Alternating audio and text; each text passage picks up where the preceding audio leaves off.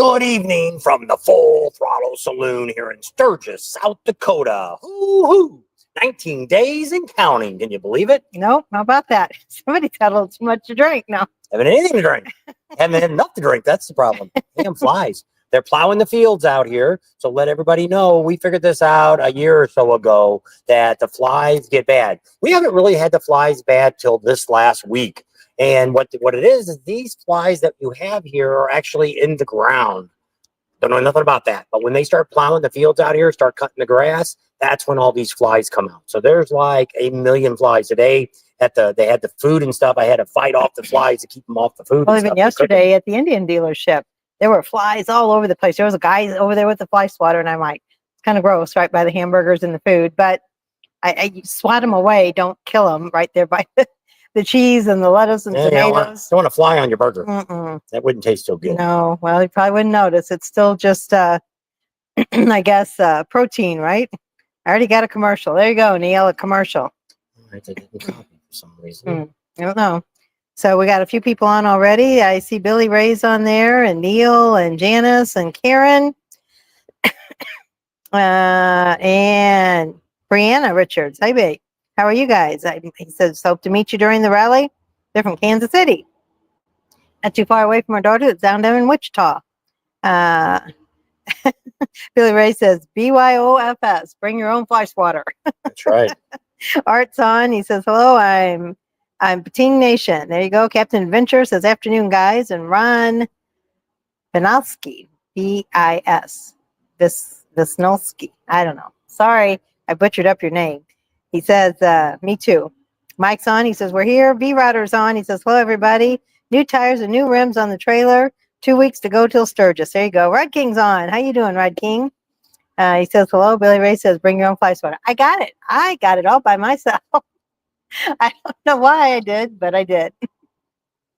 So anyway, it's getting warm again. It was cold, 3 nights ago?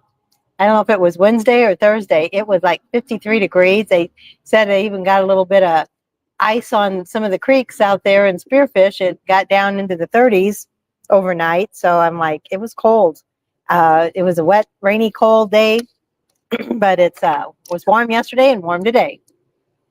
Well, that's not we're facing. So we're in the Moonshine Distillery bar that they have here, the bar where they have the stage. You're gonna have like bluegrass music, not so loud. You get into the big the steel building over here where the brewer, or not the brewery, where the bar and all that's at, and all the machinery and all that kind of stuff. It's loud in there. You know, you really can't sit in there and talk to anybody or anything like that. You know, out here on the back patio, you know, it won't be too bad. Michael's saying he's going to have maybe a DJ playing out there, playing music. We'll have to wait and see. Now, we've been wrong, or I've been wrong, on the parking for cars. I've been showing you the gravel they've been putting over here. If you're looking at the building, it'd be to the right of us over there. That is going to be packed down for motorcycles. More motorcycles, trikes, things like that will be parking over there.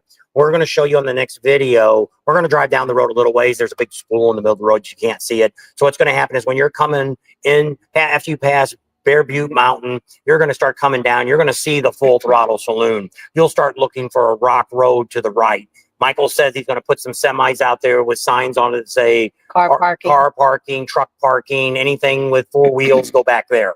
I don't know if he's going to let, probably going to let ATVs in this side, but I don't know. But one of the guys already told me that this entrance down here, unless you're at the campground, if you're at Pappy Oil Campground, you will be able to go in the campground with your vehicles, but you will not be able to park them out front or out in front of Pappy Oil's. Motorcycle parking only. So you're going to go through this. There's a little chat road on the side, and once they get a little closer, we'll take you down that road. But we're going to pull in it tonight and get a shot of it, so you people can kind of get an idea if you're bringing your car, your cage, whatever you want to call it, and you're going to go down this rock road. Then you're going to make a left, and you're going to come in the back of the property, and they're going to have it all mowed and everything, and you're going to park in the grass.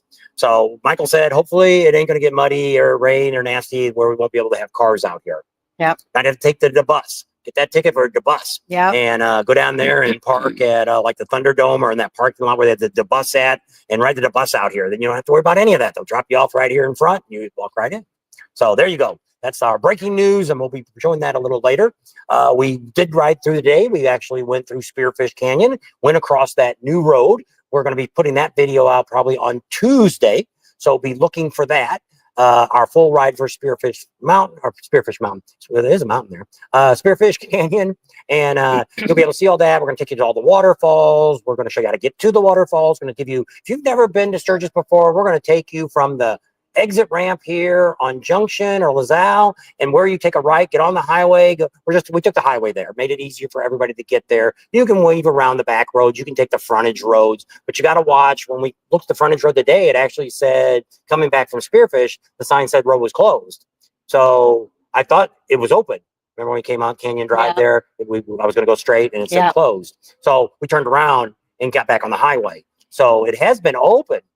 So I don't know what's going on. We'll have to be another ride we add to the 385. We will be doing the 385. You didn't see where they were doing construction? It looks like when we first got to town, they were tearing it up right there. If you took the exit that says you can go to Deadwood Spearfish off the 90, before you get to, I guess, the Whitewood, the last Spearfish. I guess they did. So that was tore up there. Well, now it's down further. You know, where we looked at those houses, that's where it's tore up now. I don't know how people get into their house. I don't know, but it's all tore up and it was just dirt. So I guess they must be doing that. So when it comes to the construction that's going on, because South Dakota during the rally went from August 1st, well, actually July 30th till like August 10th, they stop all construction. That doesn't mean that they finished it. So you may still have barricades that there's like out here on the 90, it's really thin if you're going westbound out of Sturgis. It's a really skinny lane there. They got one half of the bridge completely gone and they got a barricade on it. So it's really, see how much motorhomes got through there today. I was wondering if I could get the trailer through there or not. Seems like the truck barely fits through there. Yeah, I don't know. So there is that, but most of the construction should be wrapped up. That bridge definitely isn't going to get done. There is on the other side of the road going eastbound. It's got one lane, but it's a lot wider. That one, I think they're going to have it done probably this week. They'll probably take the barricades down and that one will be open because the concrete's already there. It's already done, poured and everything else. So Gareth is on. Gareth Birmingham. He says he's here. Ron says you said it right. Oh, there you go. That's good. Dean Morgan's on. He said good Sunday to all. B Rider says don't forget to grease your bearings. Billy Ray says, have you checked out the Days Inn campground? Just curious. No, but I mean, we've been there before. We'll probably, maybe this week, depending on, we're supposed to go and get a bird's eye view of the Black Hills tomorrow. Wait for that detail to come up. We'll let you know if it happens, then we'll tell you what it was, but maybe it'll just show up on a video. So that's something that's coming up. They're finally starting, like I say, with the flies. They're just starting to cut the grass at the campgrounds. So we're probably, some of them, I'm not going to guarantee you all of them. Some of them we're going to try, like Glencoe. I think they've got all theirs mowed. We're going to try to sneak through there next week and get you some shots. They're supposed to have done some roads. But I think what they've done is not the main roads have been done. I think they took some of those back little windy dirt roads that were taking you back in where Topless Road, Titty Road, whatever it's called. I think they've taken some of those dirt roads and they put rocks down. And so I don't think, if you're staying back there, you're tent camping or you're boondocking, you might be a little bit better off. But when I seen what I seen on their Facebook page, it didn't look like if they were rolling it or anything else. So where's Derek doing now? Says they're staying in Custard. Janice says it was 77 in North Carolina. Matt Hatter's on. He says, good evening, Ramblin' Rome. She says, hey, everybody, Pating. Janice says, hey, Ramblin'. Rowan's on. Hey, how you going? Good day. Dennis Moon's on. He says, from Greenville, North Carolina, 92. Enjoy your Sturgis videos. Thank you. So right now it is 90 degrees. The humidity is not bad. It's only 27, but the dew point is 51. If it gets to 64, it's unbearable. That's what the weather people said. No rain in the sky today. We're supposed to get up. I guess the 90 was probably about as hot as they get today. Tomorrow we're supposed to be 94. Tuesday 72. Wednesday, Thursday maybe rain. 60 degrees on Wednesday. Thursday 78 degrees. So you got to expect coming to the Black Hills. Anything can happen. If you watch the video of the day, you've seen the hail. Yep. The hail didn't last, but probably less than 5 minutes. Might even been just a couple minutes. I had just enough time to open the door, get a couple shots of the trailer there. I just wanted to kind of start it to remind people that there's hail here. Yep. You know, you want to get to where, especially if you're in your bike, you won't pull over. It hurts, no matter how big it is. This was small enough. We didn't get any damage on the bike, no damage on the truck. So not too bad, knock on wood. Everything's, but you never know out here. Rainstorms can come up. You kind of watch the sky. That's why I said I told everybody to download you a weather app on your phone if you're coming. Do not rely on what they're saying on TV. Don't rely on what they're saying on the radio because they have no idea. They tell you every day, 20% thunderstorm chance. We have a chance of thunderstorms. There's not a freaking cloud in the sky right now. And usually if we're going to get rain, it usually starts clouding up about this time every day, 4 or 5 o'clock. It's like Florida. When the heat builds up, storms build up. So we've luckily most of the time lately we've had rain at night. Yeah. So we really haven't had any rain. It's been like 1 or 2 o'clock in the morning. So it's not like it's happening if you're watching a concert, you're going to get wet. Yeah. Not saying it's not going to happen during that time, but that's kind of what our weather, here at the Full Throttle, they've had a lot of trouble with the rain, trying to get everything done. They've done a lot of stuff this week. We'll have a video come out maybe Wednesday and show you some of the stuff that they've got done. They got one of the decks all done. One of the bridges are all done. They just got to put the railings on it. The other one will be done soon. They're supposed to put the steel girders on the last bridge. Maybe today. They've been doing some welding on it, but I haven't seen them lift the beam up yet. Today or tomorrow morning. Fozzie's garage is going up. We got a video of them putting that thing up together. They asphalted the road out here, going into the campground. So they did some other cool stuff there. It's not so bumpy going in. Yep. I don't know how far it goes yet. We haven't gone up the road.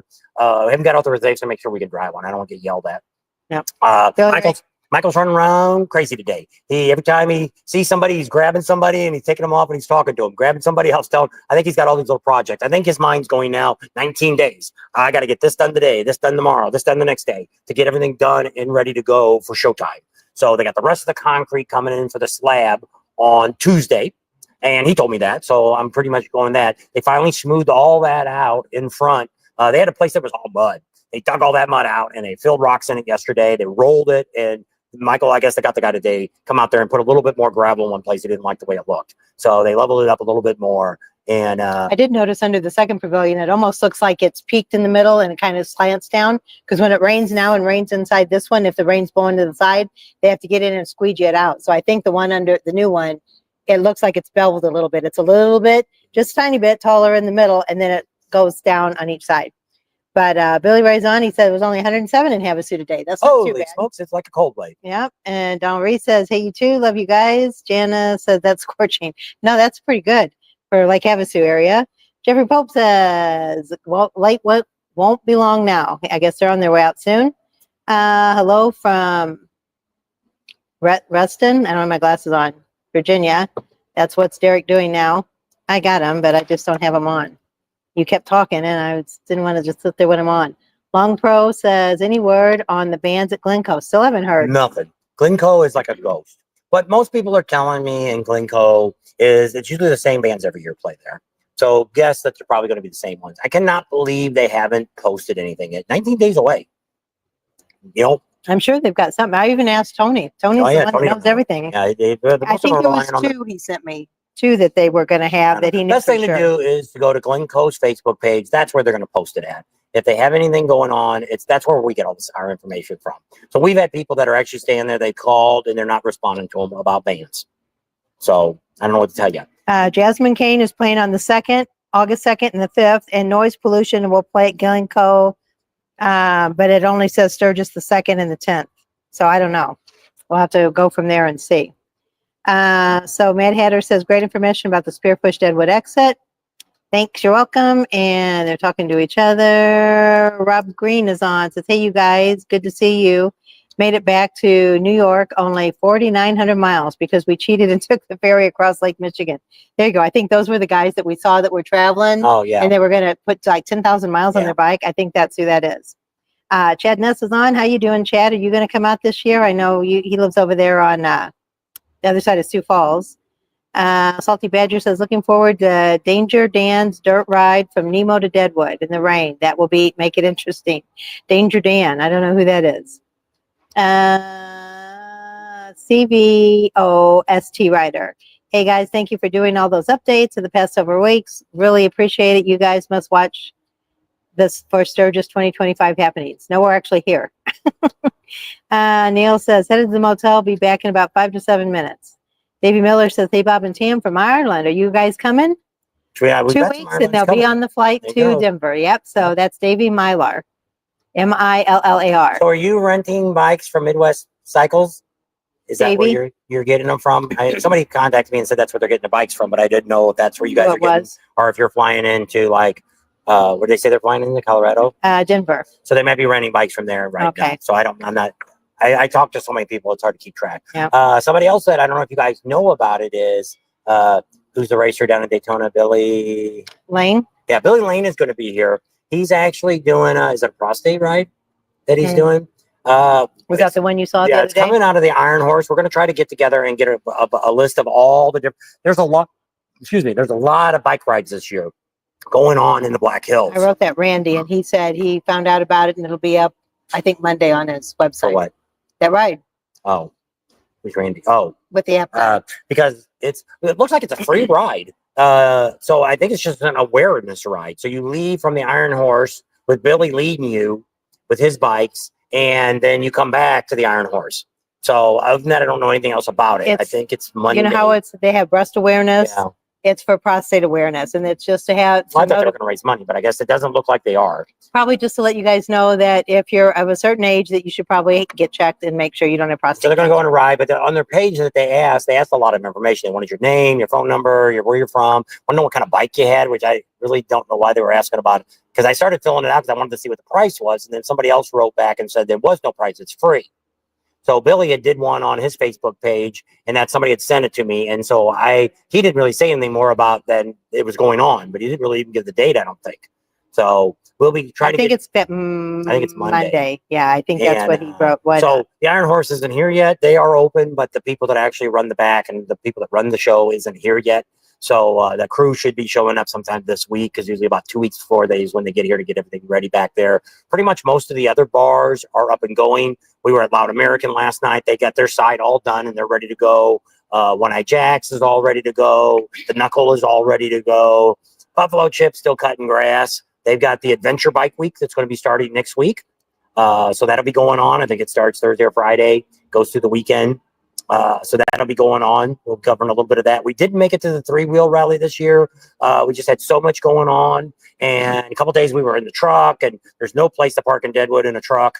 So we didn't get a chance. And then with us seeing those deers on the road and stuff, and then a lot of people were leaving because they were expecting rain on Friday. Sunday. That was supposed to be the last night. Yeah. So Friday, so they were expecting a bunch of rain Friday, and I don't think it did rain at all on Friday. I don't think it did either. And so you can't listen to the weather people. Yeah. So we didn't even go out, but they were saying a lot of people, Amsel Adam broke down early and was tearing down and all this stuff. But I mean, I seen that video on the parade. It looked like there was a lot of bikes that were out there in the parade. So could have still been. We've seen a lot of trikes and 3-wheels, Can-Ams during that week. So there was a lot of them up here in, the Sturgis area. Joe Casey says, hey, Bob and Tam, living the good life. Army Dad Bagger says hello from Southern California. Got the Road Glide service this weekend, ready to ride to Sturgis, leaving on Tuesday the 29th. Devin says Wyatt's playing with Jazz and Kane on August 7th at Kickstands. He's been learning to play the electric guitar. Yep, and I think he's doing some AC/DC or something. Yeah, that's cool. And Jana says hit that thumbs up button. Davey Miller says yes, my son June and I are renting from Midwest a few days once we get to Sturgis, renting a car from Denver. Tim's on. Hey, Tim and Pancho. Pancho just texted me, and you all were live. He also said 17 more sleeps and he'll be here. That's right. Scott. So 17 more days before you guys leave, or 17 days you'll be here? 17 days, 17 more sleeps, and we'll be there. So I guess. That's counting traveling. Yes, I guess. So Scott Colser said heading your way, leaving Pennsylvania on the 25th. Sounds like the weather is good there, 81 degrees, and dew point is 71 here in Pennsylvania. Now we should be ready for the Sturgis weather, pretty much. Rowan says 103 people are watching. I think I got 114, it says on our end. That could be updated there. Yeah. It's a little bit of a delay. Tom Mahoney says, Tom from Limericks, Ireland. I am renting for Midwest Motorcycles from the 2nd and looking forward to it. There you go. Make sure you tell them all you've seen it on Bob and Tam's. That's right. And he's one of our sponsors. He's actually going to sponsor us with the bike when we come back for Biketoberfest. Yep. And we got a big video coming out on Monday talking about Biketoberfest. So you guys got to check that out. It is about 17 minutes long, but we got a lot of great information. Biketoberfest has taken the rally this year to the next level. So we're really excited about coming back after 3 years, coming back to Biketoberfest and being involved down there. We're going to give you some extra information. We're actually getting there a little earlier than what we originally had talked about. So guys, check that video out on Monday. And Heather and Mike's on from North Carolina. How's Charlie? They got the it's not a golden doodle, it's a black doodle, but named Charlie. So Karen says, hey, Rowan. So they're all talking to each other. I'm caught up again. As we're sucking down our slushy. It's hot. It's warm. Might have to. So everything's going really good. like I say, there's most of the places are kind of getting stuff done. The Buffalo Chip did something really cool, and we're going to be over there tomorrow or Tuesday finishing up our interviews. We're going to have one whole day of the Buffalo Chip that's going to have everybody that's in charge of whatever department they have. They're going to tell you about what they've got going on. So it's kind of cool. It's probably going to be a little bit longer video, but a lot of you guys like that video that we did the other day that had the knuckle, and we had a whole bunch of bars. We had the police on there and all that stuff. You guys, I had a lot of people and a bunch of people that's run into us and said, you know, that's your best video you've ever had. You had all those people. To me, it seemed like it got a little boring because it was so long, but I guess a lot of you are looking for good information. So they're giving you that. So you're happy. That had the Thunderdome on there and all that stuff. So we're going to go back and touch base with a lot of them before the rally officially kicks off, just to make sure nothing has changed. They might have a little bit more date, on times and stuff like that. We try to put on our Sturgis page, our YouTube channel, our Sturgis Facebook page, which is the share and whatever. Sturgis I would put it back up here, but it's got the wrong year on it. Share your info and help is what it says. Share your info and help. Sturgis 85th Motorcycle Rally. Share your info and help. So Lisa's on. Lisa and Joe. She said she made it early, so she gets brownie points. Can't wait to see you. Maida Akai says, what are the temps there? We just said it was 90. Right now it's 90. And 3 days ago it was 53. So there you go. I was at 9 when we got there. It was all day long. It was in the 50s. It was in the 50s all day long. To her, it might be the 30s. It was. It should have been. Heather says, Charlie's doing great and he misses you. Well, we miss him too. Derek, what's Derek doing now? Says, hey, Bob, I'm a newbie. Is Custard too far from the rally? It's out there. It's a Custard State Park? I'm assuming. No, it's a good ride. It's really not that far. As long as you want to go to concerts at night. You're staying in Custer. Yes. And driving in. So yes, the only problem you're going to have is if you want to come to any of the late night live things, riding back, because there's deers on the road. Lots of deers this year. They're saying could be a record crowd. Some people are telling me there's a lot. Some of the people that I talk to that do hunting say it's really down because the deer's got some kind of disease, blue tongue or something. Blue tongue, yeah. I didn't. And killed a bunch of them. Blue ant tongue, something. Yeah. And I didn't realize Hewlett is one of the biggest places people come to hunt. They have about as many people that come for the rally come for hunting. And I'm like, wow. We could probably do that pretty soon. Go hunting? No, the CBOST writer says, biggest question, when will the cheeseburger list be released? Soon. I think we're done with cheeseburgers. Well, we need to go back and I need to eat those 3 that I think are the best. The top go back 3. and eat there again. So 132 on now. So Brianna Richards says, first time attendees, by the way, me and my husband. There you go, Brianna. You'll enjoy yourself. Just soak it all in. Don't try to do everything. If you do some of the rides, go to the pull off, and just take it all in because it is beautiful out here if you've never been out here before. And it's tough. And it depends on how many days you're here. We used to come out for 1 full week. We got here on Thursday before the rally. We left on Thursday. That's how we used to ride the bike out. We had 2-week vacation, took 3 days to ride out, 3 days to go home. We had 1 day in case there was an emergency. You know, had a flat on the road or something happened. You had to lay over a day to still get back to work on time. So that's how we did it. But I mean, even in like us, we're here for 8 weeks and we still don't get everything done that we want to do. There's so many places that we drive by and go, oh, we wanted to do that. We wanted to go to Hot Springs. We've been wanting to do that for the last 6 years and we still ain't made it there. We probably ain't going to make it again this year either.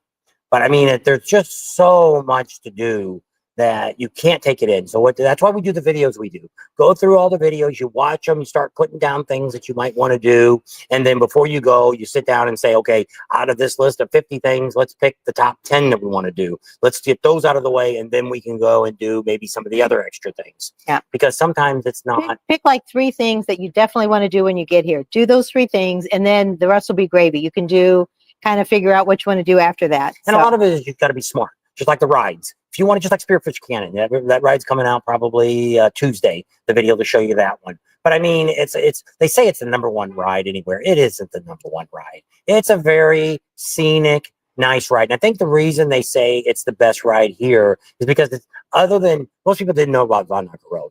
Most people only knew that the only ride out here is Spearfish that's in Sturgis area.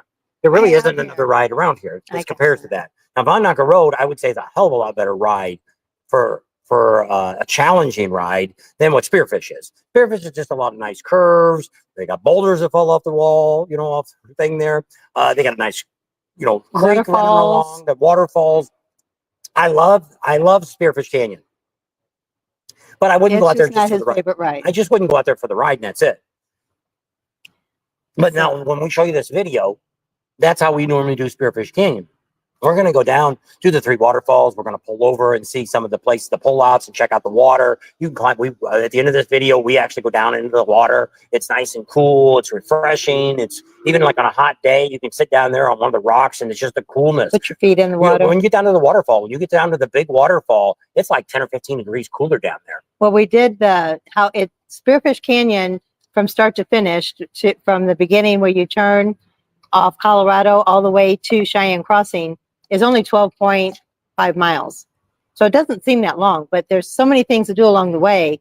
That's what takes the time. And if you stop at the lodge and you go inside and check out the lodge, and they're going to have vendors out front, Yep, and we that have the out. lady that's in charge of there. She talks about who's going to be there, and Rusher's going to be there that does pinstriping. He's going to be out front there. Oh, is he? So I don't know if he's still going to be downtown or not. If he's I got don't 2 know. trucks, I don't know. But she said that. I noticed it when I did the video. And then if you go across over the street and the little diner there, they have really good food and stuff to eat at. Called Latch String. And usually Restaurant. they have a little bar out front that you can sit in, which wasn't open the day we were there. I think during rally they have it open. And then you do the trail. Now that one's that's what you'll see. It's a dirt trail going down. It's 3/4 of a mile. It's a lot of work. George is with us, but George is a little older, and his wife's a little bit older than us. And they were kind of like, I don't know if I want to do it. They went down there and came back up, and they're like, we're so thankful we went. Well, they went down there and they said, said, this ain't bad, this ain't bad. And I said, well, was it worth it once we got down there? And they said, well, we'll tell you when we get back up to the top. And we got back up and they said, yes, it was definitely worth the walk. it's a bigger waterfall than the other 2. The bad thing about Bridal Falls, everybody stops and looks at, is it's just straight down. And if we haven't had a lot of rain, now the video I have is a cheat because we went back down there when the rock slide happened. We just had rain. So I got on there and got you a shot of with a lot of water coming down. The Bridal Falls. Yeah. And it's only half of that. It right usually now, doesn't look that good. full. Yeah. But when you go down and see the other one, which is actually called Spearfish Waterfall, Spearfish Falls. and that one is the biggest one. And you get the best shot of it because actually the one on the other side, you don't really get that good a view of it when you're looking down at it. You see a better shot from looking up at the top, looking down at it. You don't really get that full shot of it where the other one. There's so much vegetation right now. It's very green. They've had a lot of rain out here. But anyway, 747 Traveler is Isabel and Monica. Remember Mon and Isabel? They're on. Paul says, left Florida and Sturgis in 2023. This is sad. Only made it to St. Louis with a heat stroke and dehydration. Spent 5 days in the hospital and had to ship his bike back and had to fly home. Yep, you got to drink sorry. a lot of water. Leaving Pittsburgh this year and hope to make it. Well, I'll be praying for you, Paul. Tater Two Dogs on. I haven't seen him in a while. He says, what's up, Bob and Tam? The one that got that dehydrated, what you should do is go ahead and get one of those backpacks that's got the water in it where you can take a drink every now and then. You can put Gatorade or anything in it. And because I would do that, because especially like us, when we travel through like Arizona and stuff, because we have no humidity, you don't sweat. So you don't feel it. And plus, if you're going up into the mountains and stuff, if you're riding through some of the higher elevations, that will affect you and can dehydrate you and stuff. So yeah, you really got to be, it's like us, when we travel, when we used to come to Sturgis, we took our time. You know, it was like 1,400 miles, and we tried not to drive too much, too far, in one day. We left early in the morning, around 7, we get on the road, and we'd ride till 4 or 5 o'clock in the afternoon. We were done. That was our day. And we usually stop once to eat, and the rest of the time we just stop for gas. Manakai says, yes, you can't do everything here in 1 week. Don't even try. You'll get overwhelmed. Yeah. Tim Barker says, thanks. I say hi to my Pancho. Billy Ray says, technical question for you, Bob. How do you order your burgers? Rare, medium, or medium rare, etc.? Okay, I like my burgers medium well. Now, a lot of the places here like to cook them medium. Yeah. So. And they haven't been bad. We just don't like them bloody. If they're pink, it's okay, but not. And but I usually I don't like them well done. I don't like them burnt. And, well, the one we had at the Sugar Shack, I don't know if they asked you how you wanted it done. They did.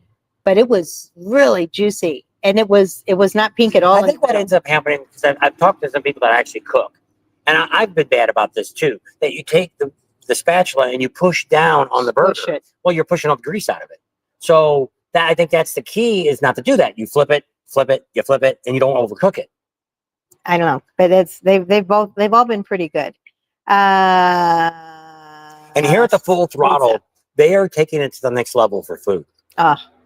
She had brisket today. She had pulled pork. She had a jalapeno popper. I had the burger. It was like this thick. So when I went over there and he said, well, what do you think? I said, I got one complaint.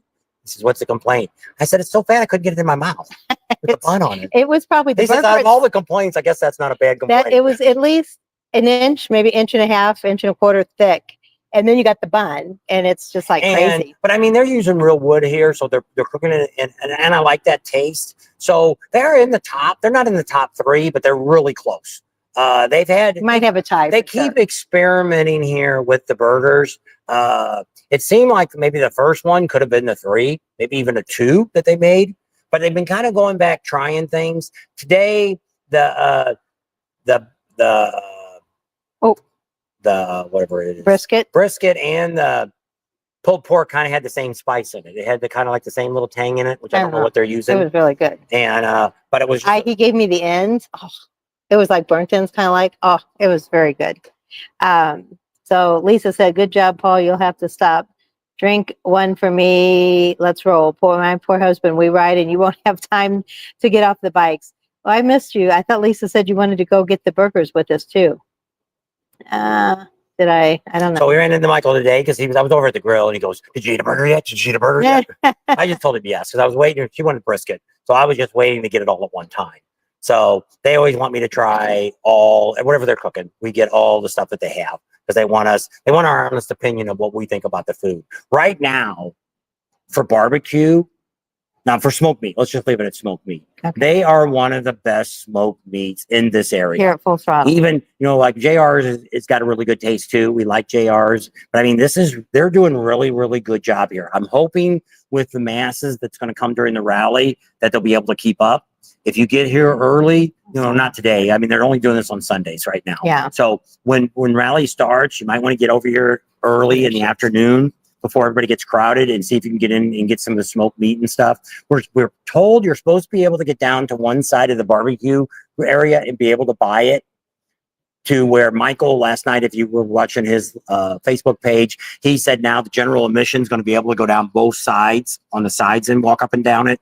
But you're supposed to still be able to get to the vendors over there. Like the guy there's a leather place there. There's a place that sells patches on. There's another people selling pizza. There's a bunch of cups will be over there. There's a bunch of different things that are going to be over there. Wow. And you're still going to be able to get in there to all those little stores there. And then on the other side, where the big metal building is, where they had the museum at last year, they had bikes in there last year. This year's going to be paintings and stuff. They're going to be the vendors are all going to be back there. All the trucks and stuff back there. Now, somebody told me that the vendor back here that sold food that's been such crappy, which I told Michael about it, that that's the number one complaint about here is the price of the food here, and the food sucks. Somebody told me this week they fired them, that they're not coming back. So I didn't think today when I see Michael, I forgot about it. So I'll have to get to him this week and find out. We did have somebody on the Facebook page that asked they said they don't give out samples of moonshine during the rally. You're limited to 2 and that's it. Now, if there's 100 people standing there wanting to get samples, they're going to cut you off. They wanted you to buy $2. If you pay $2, you get 5 of them or something. They'll have a little sampler tray that if you want to try, if there's one, it's like, I want to try this, and you can try it. The idea, they want you to try it to buy it. Yes. It's not just to come in here and get drunk. Yeah. They said that's the reason. Brisket said that's why they don't have bar stools. Yeah. They want you to hang around. They don't want you to sit down and pull up a seat and stay there for a while. Taking samples. Take a sample and buy it and move on. That you come in and if you're not looking to buy something, don't come in and get samples. You can go over to the bar and buy shots if you want. But if you're looking to buy something, try a couple of them. Yep. They're happy to do that. But if you guys like coffee drinks, they mix these 3. I guess Michael's got some 7-year-old whiskey, and they put a little bit of whiskey in, a little bit of the stuff that they have, like it's kind of like Kahlua, but they said it's a lot better and a lot cheaper. And then peanut butter, a shot or a little bit of peanut butter. And everybody I've heard drink, I don't like coffee. I guess it must be this espresso they have. Maybe it's the espresso, the like Kahlua stuff and the peanut butter. I don't know. Everybody that they've poured one for, they've just raved about it. I don't like coffee, so I haven't tried it. So Lisa said you'll have to go to the cheeseburger place with you. She loves cheeseburgers. Army Dad Bagger says, going to try to get my wife to sing at the Oasis bar. My trick to you, or whatever you want to call it, get there early and put your name in the second you walk in. there's a lot of people that go, and there's a lot of locals. And like any other karaoke places we've ever been to, and we've been to a lot, Locals get they have their favorites and they get priority and blah blah blah. So anyway, if she has to have a few drinks or something before she sings, come in there in the afternoon and sing. and If put you your wait name in if you wait ASAP. to the evening, that's when you're going to have troubles. Yeah, because that's my tip for you. Yes. Neil says, let's get the party going. Paul, we ride from Luke says, we have a toy hauler. I could bring it, but really once you ride my bike to Camp Easy, it's a decent option at the Buffalo Chip, in your opinion. Yes. And a lot of people like that. If you don't mind sleeping in a tent, our problem is we used to tent camp.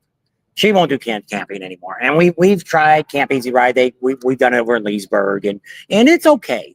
But I mean, if it gets hot, you don't have air conditioning. Now they did have some tents that had air conditioning. I think they're all and it's up off the ground, so that is a big, huge plus for me. And they have air mattresses, so you're not just in a sleeping bag on the ground. Yeah, so they're actually on a mattress, an air mattress that you have your own pump, so you can adjust it to what you want. If it goes down, you can turn it back on and air it back up. They got a little charging thing, so you can have a little. Brian. Is that right? Because we're doing it live. So, what do you think we do on Sunday afternoons?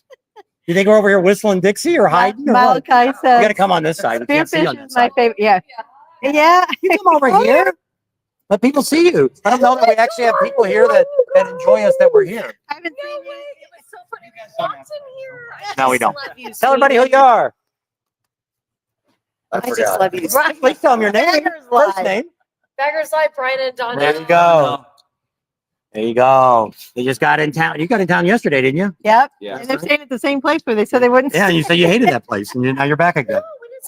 Oh, I thought you said, oh, I Because they got new owners now, don't they? Yeah. Cheeseburger, it better? cheeseburger, yep. No. They can't Oh. make the owner.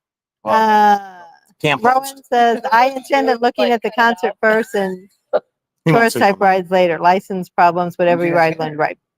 Harley Win Forever says, what's up, Bob and Tam? Staying at the Buffalo Chip this year. We are not. We're at Kathmandu again. So, yeah, take that off.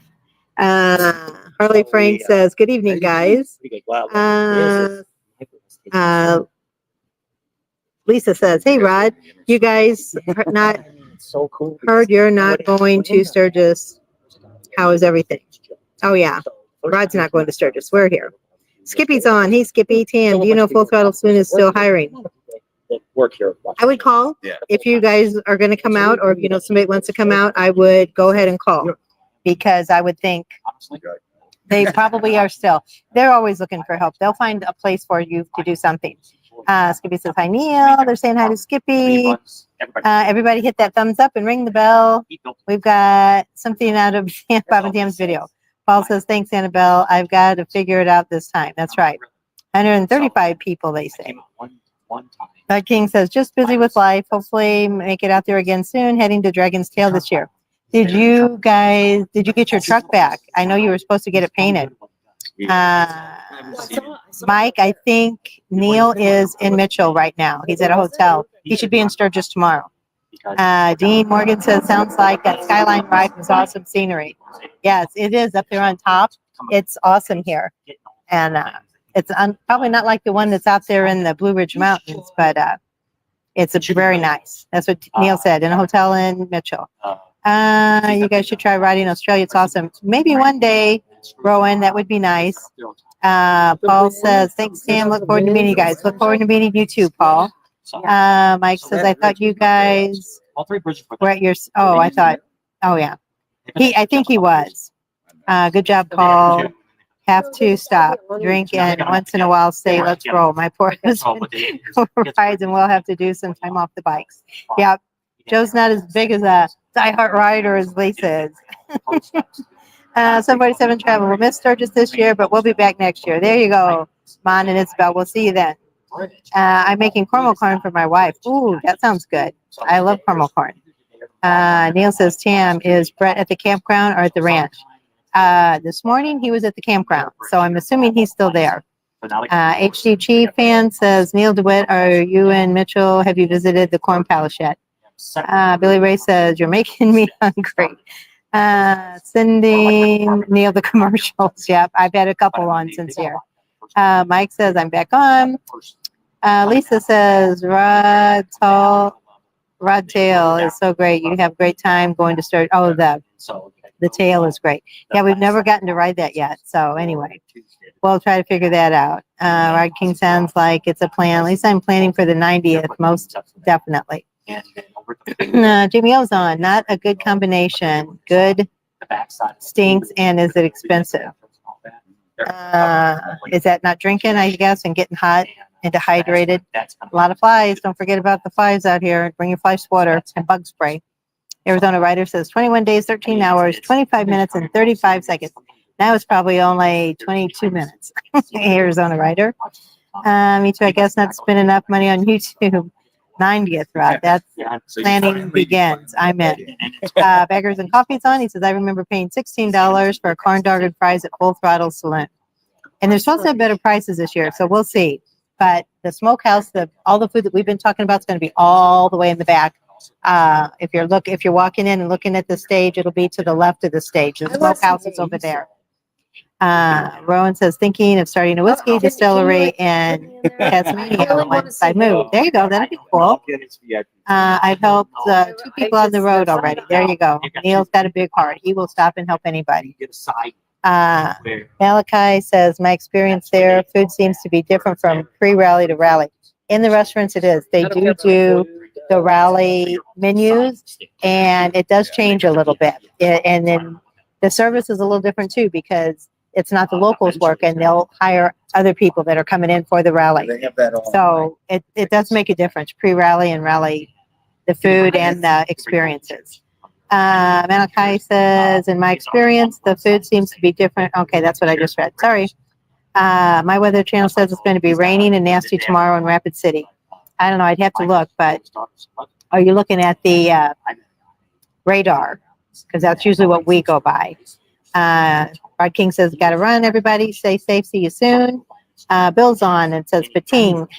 Bob and Tam, I've already stated that once, that I have compensation through the court, and I'll have to get you both here for good and do some writing here, and I might just have to get Neil to come as well. That sounds good. Sounds like a cool trip.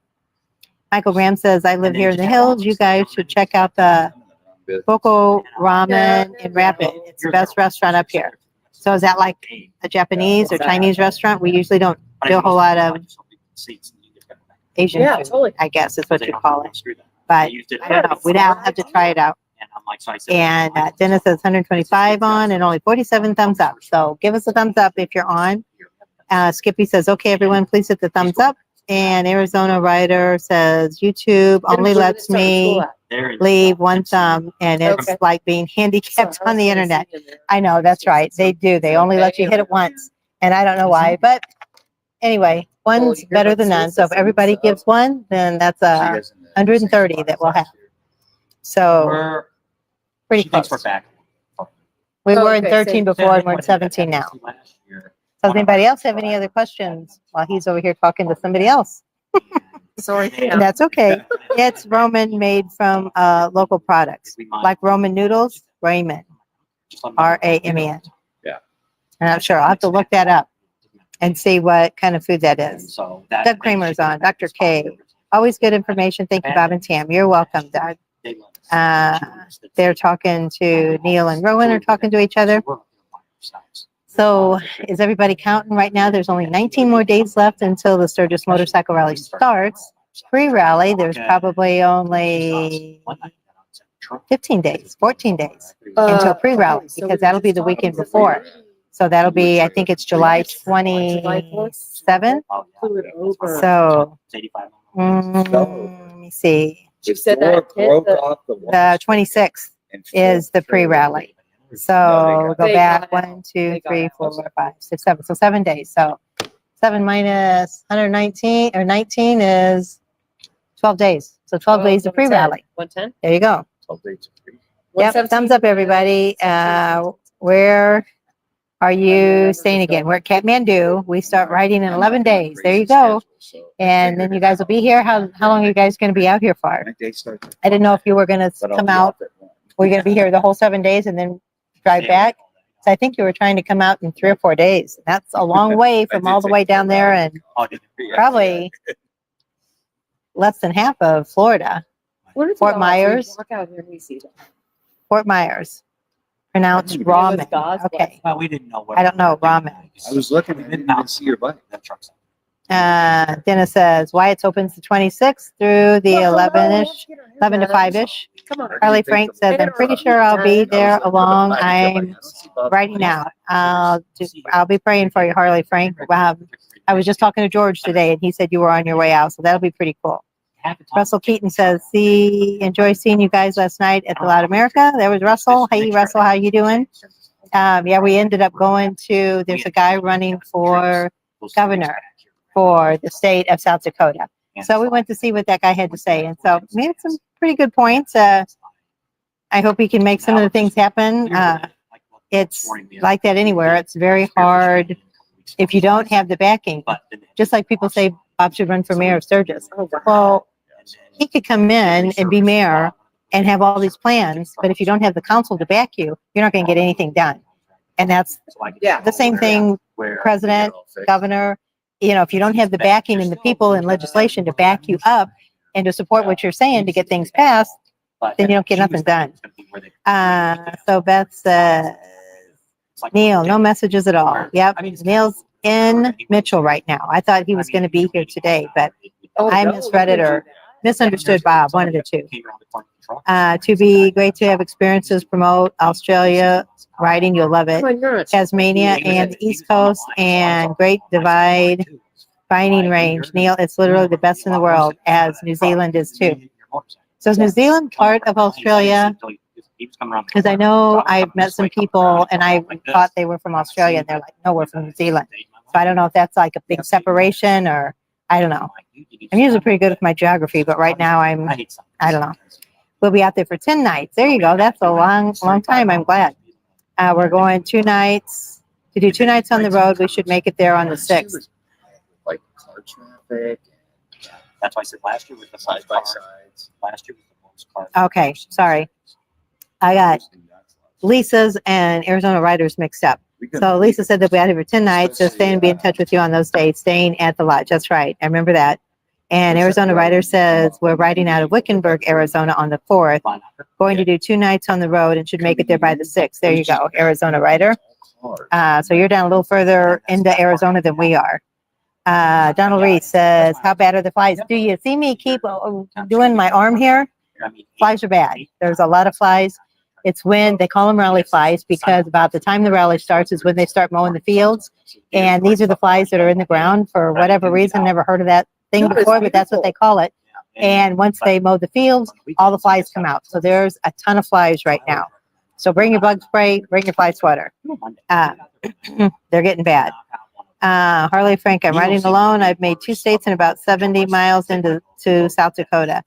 The sun had got to me. I bet it did. It was warm today, Neil. And then when you're out there on the highway, it's just, well, it's just nothing but heat. Billy Ray says, are you planning a Bob and Tam meet and greet with all your subscribers? We are. We haven't had definite places yet. We know where we want to have them, but we haven't got official authorization yet. We will be at the one at the Buffalo Chip, which is the first Saturday, and that is from 4 to 6. And we're probably only going to be there the first hour, maybe from 4 until maybe 5. Yeah. So that's all we're going to be at that because we got a lot of stuff to do on Friday. Or no, that's Saturday. But anyway, I think we're trying to plan our schedule now so that way we'll know to tell you guys where we're going to be. We're going to do another one at Kathmandu, but we don't have the date yet. Might be Monday afternoon, so we'll see. That'll be the first Monday. That wasn't bad. New Zealand is a different country, but it's right next to Australia. Okay. So I guess it's not bad. is there like a rivalry there? If someone tells you, Rowan, if you are you from New Zealand, do you get upset? I don't know. I'll get you guys over here for a month or two. A month or two on me. Oh my goodness. That would be awesome. I've never been to Australia. We've never really been out of the country other than to Canada and Mexico, but that's attached. So I don't know if that counts. We've never even been to Hawaii. So that's crazy. Stop downtown, did some So, shopping. You know, you want to say anything else? Hi, what you doing? I'm all caught up. You can do a few minutes and then I'll My turn to talk. so let's see. How long have we been on? Not quite an hour. You take your microphone off, so you're not taking it with you. So, all right. Here, you're gonna go get a drink. They're all leaving me, so I'm all by myself. So, no, they're getting me a soda, and we're getting a moonshine frozen drink. They're really good. We like frozen drinks. One, they're nice and cool. They keep you cool down, and they're not. That moonshine's not real potent, and it's kind of like when we were younger, we used to do a lot of apple puckers, and there's a whole thing of puckers. Well, that's kind of like moonshine's kind of like that they sell down here. It doesn't have a lot of alcohol in it. It's got a little bit. I mean, you could have some moonshine and have a bunch of these slushies and then still go out and drive. Where if you went out here and had like 6 beers and jump on your bike, and you might end up with having some issues. So yeah, but overall, they were just asking about the weather. Because we've been out here. Monday will be 5 weeks we've been in the Black Hills, Sturgis area. Now we're in Sturgis. We're staying in Sturgis. We're actually at the Full Throttle Saloon. We're actually over in the Moonshine side. This won't be open until rally time. But I mean, it's getting really close. I think they're going to get, Michael is running around the day, grabbing people and telling them what he wanted them to do. Because typically here on Sundays, it's kind of layback day because the guys that do the work are the guys that cook the barbecue, the smoked meat. And actually, it's the one guy, he's been working for Michael. He actually built the old Full Throttle Saloon. He's been with Michael this long. He works on a lot of the distilleries that he's had down in Estes Park and down in Branson. He's worked a lot with all that. He's his full-time employee. He's been there over 20 years, been working with him. And he's one of our subscribers. We appreciate that. And he's gotten it to where I think that's how we've gotten to where we've got the connection now with Michael. That I think this guy, I don't want to tell you his name.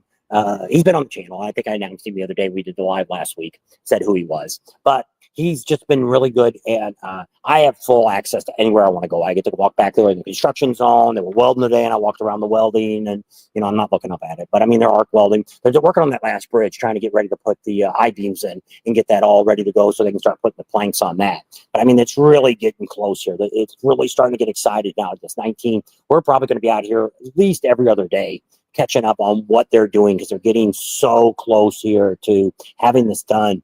And to me, this is my opinion. And I see a lot of this on Facebook too. Michael Ballard is taking the Full Throttle to the next level.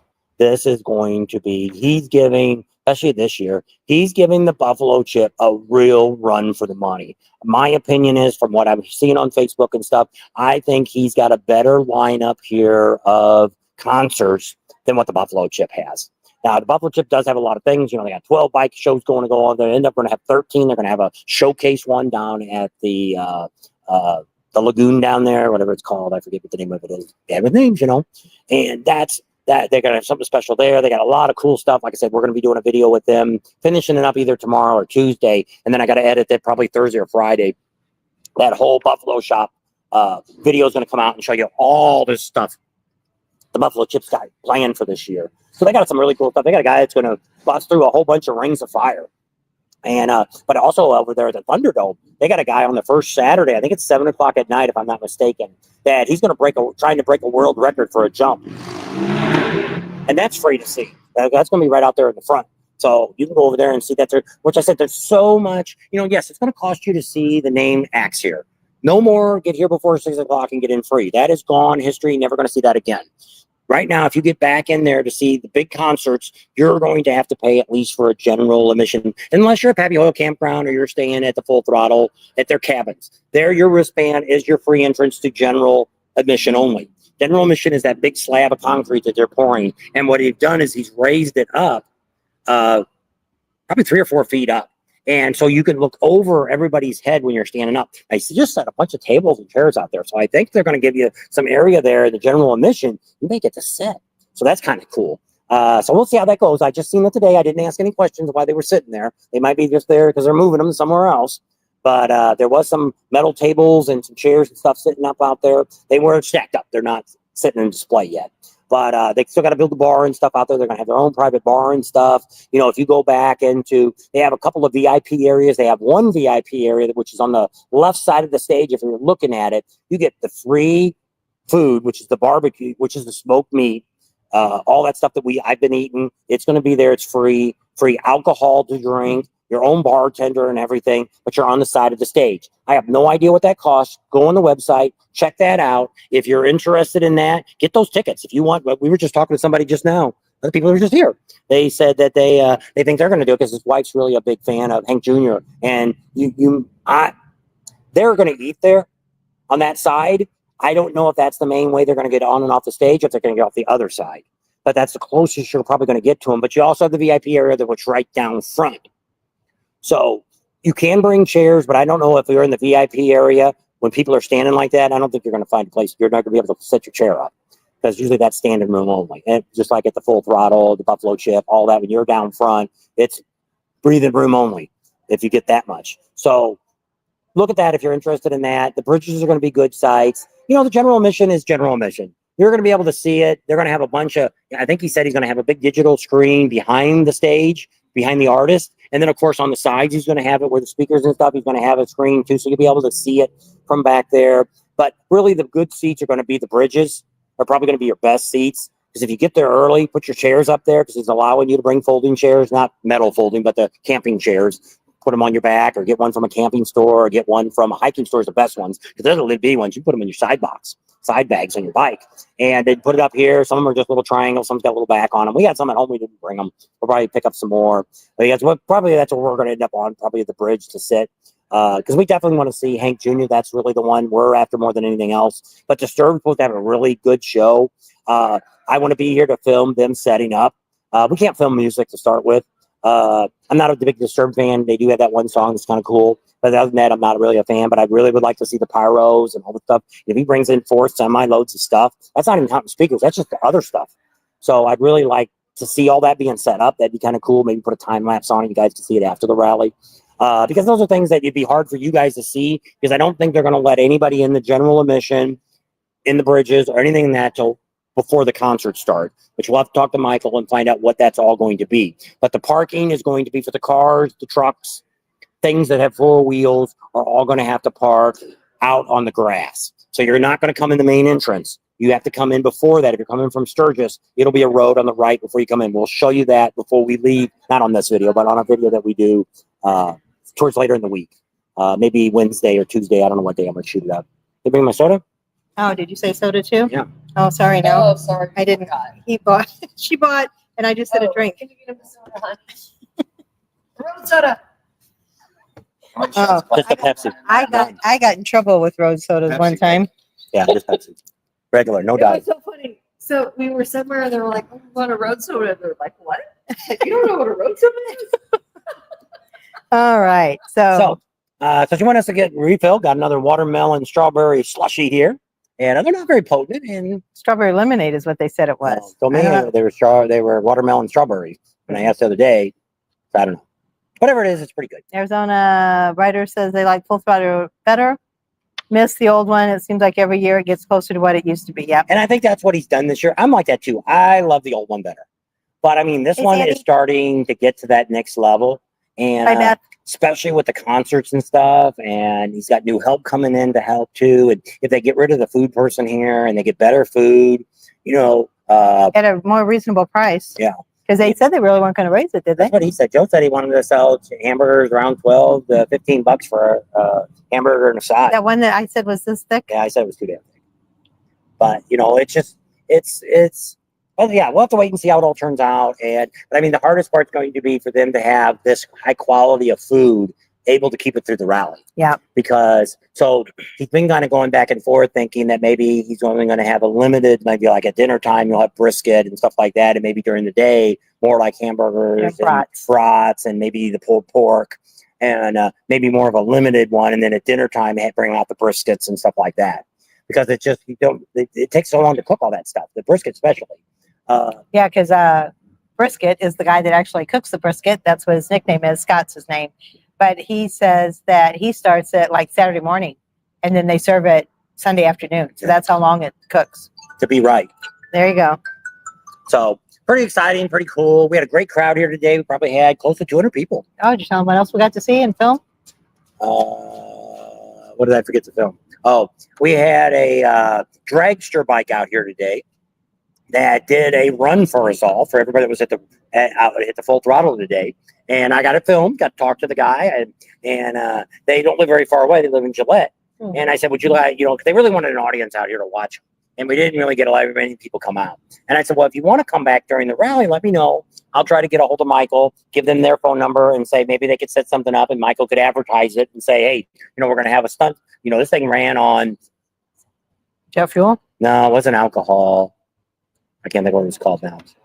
But it ran on that nitrous oxide, not nitro gas is, I guess, what it was. Nitro that it ran on. Well, And, he had a big crowd. There was, but I mean, that there thing, was 15 when it was people running, left. the reason those one people, because I told them before they left, and so they stayed. All the people who were on I know. motorcycles, they were going to leave. They weren't here I to know. watch it. I know, but they were going to stay and watch it, but he couldn't get it running ASAP. So they waited. They must have stood there 15 minutes and then they just all got on their bikes and left. They were still down there. Nope. They left. So I said, They're lost. That was pretty cool. It was very loud. But I mean, with that nitro running, it was burning my eyes. standing there. Was That's it? why I kept moving back. oh, I said, I can't even look at the damn thing. yep. It was fast on the way back and almost wiped out. Yeah, I did. I And he saw didn't him. have, forgot his helmet. He said, I don't have a helmet. Will I get in trouble here? And I said, they don't even know you're out here. I said, the burnout pit here, they don't have any, you're kind of like it's just a freebie thing. If you do something and got hurt out there, that's your fault. There's nobody out there. There's no security. There's no guards. Nobody's telling you what to do. I mean, there's a lane here that they got cattle gates up that you can do burnouts in. And Nitromethane. yeah, there you go. That's what they was running. Sandy's on. Mrs. Cracker. I don't know if Mr. Cracker's on. Crap on a cracker. Beggars and coffee. They're all saying hi to each other. Bob, I think cars, ITs needs to go past the full throttle to get in. Will they hold up traffic for bikes if it's before us? Yeah. What do you know? He's saying that they should put the car parking that way because there's going to be a line of cars and the bikes are going to have a harder time getting in because there's going to be a line of cars.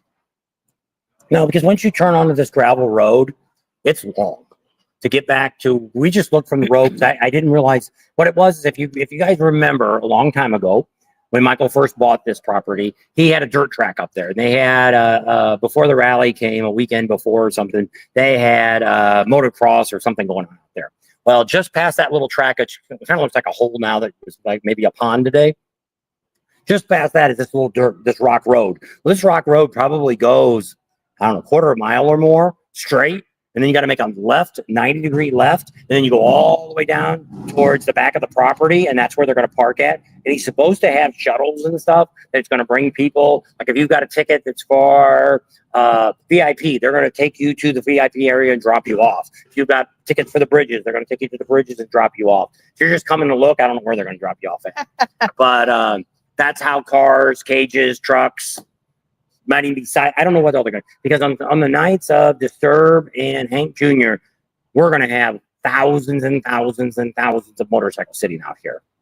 So you can't make it. We can't make the parking lot for cars past Pappy Hoyle because Michael doesn't own past Pappy Hoyle. Pappy Hoyle is at the end of the property there. That's the end of their property line. They can't go any farther that way. They can only come this way. So that's their only choice they have. And that road's already there. See, I thought they were going to take that gravel. And that gravel is going to be for motorcycles. So they're going to start steamrolling. They've been running a giant crane on it. And they've backed it back here. They did it over here where they're going to build the t-shirt, add on to the t-shirt shop. And that thing is like hard as a rock. Even with the rain, I can walk on it and it doesn't move at all. And that big old crane, it's a thing with like this big old tank treads. This thing's gigantic out here. That guy with the red hair that wears the hat, never has a shirt on, little guy, he's the one who drives the crane. Oh, I was like, I wondered who.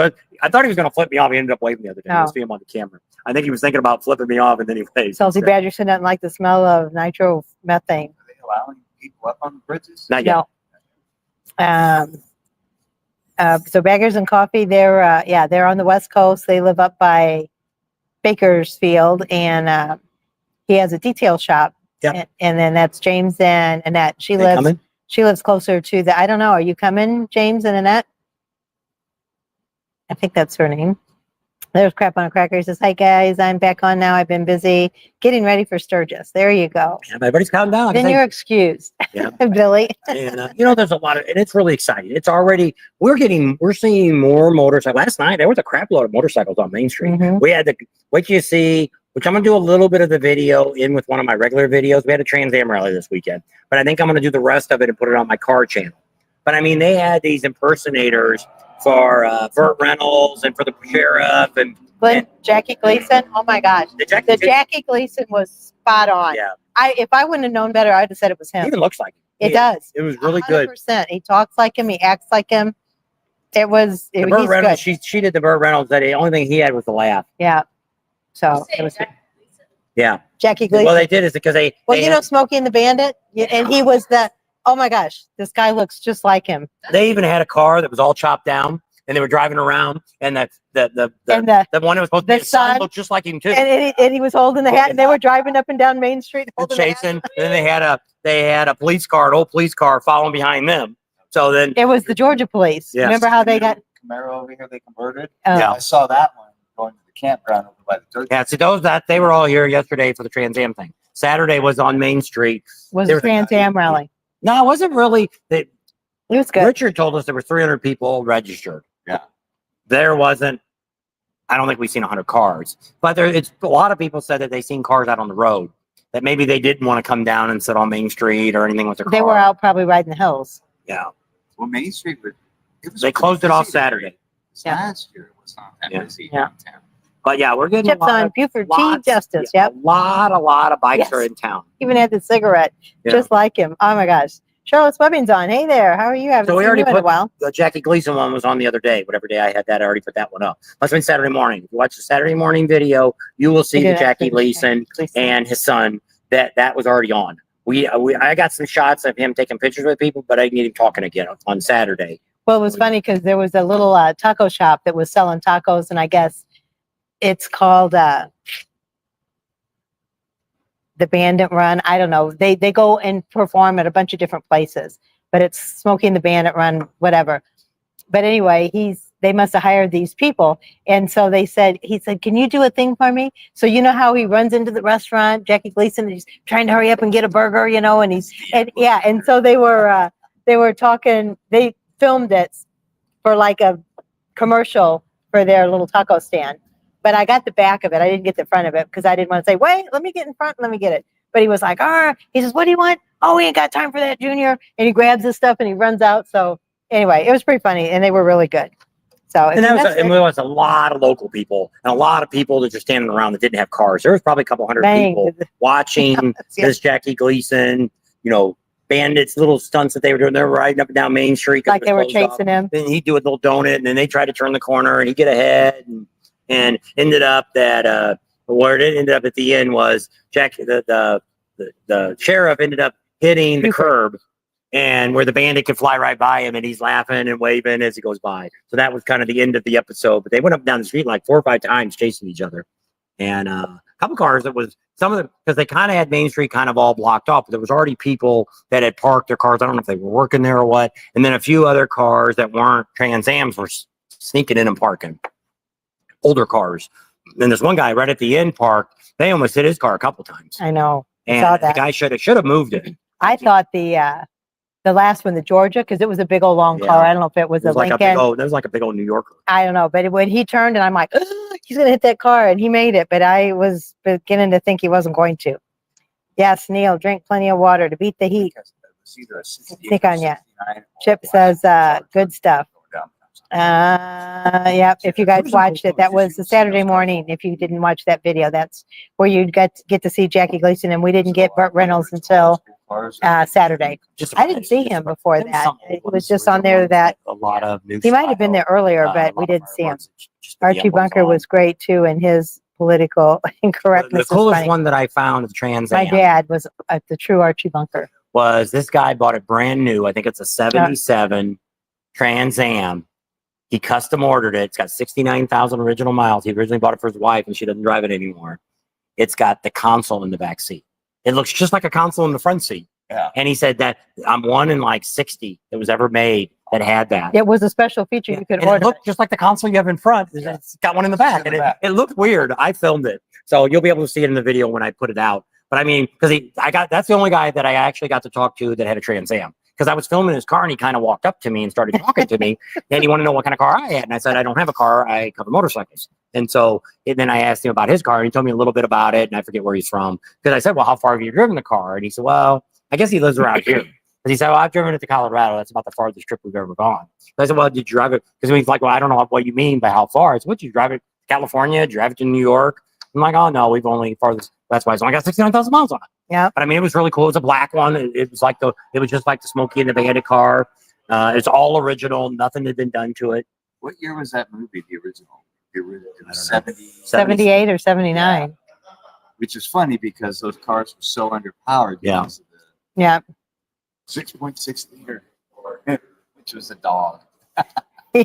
Let me see. That was her dream car. She What always wanted year one. was Smokey and the Bandit Come on, first tell me as a released? kid you did not want that car. It wasn't one of my favorite cars. Really? 77, May 27th, 1977. My dream was a Corvette. I wanted the 74 Corvette.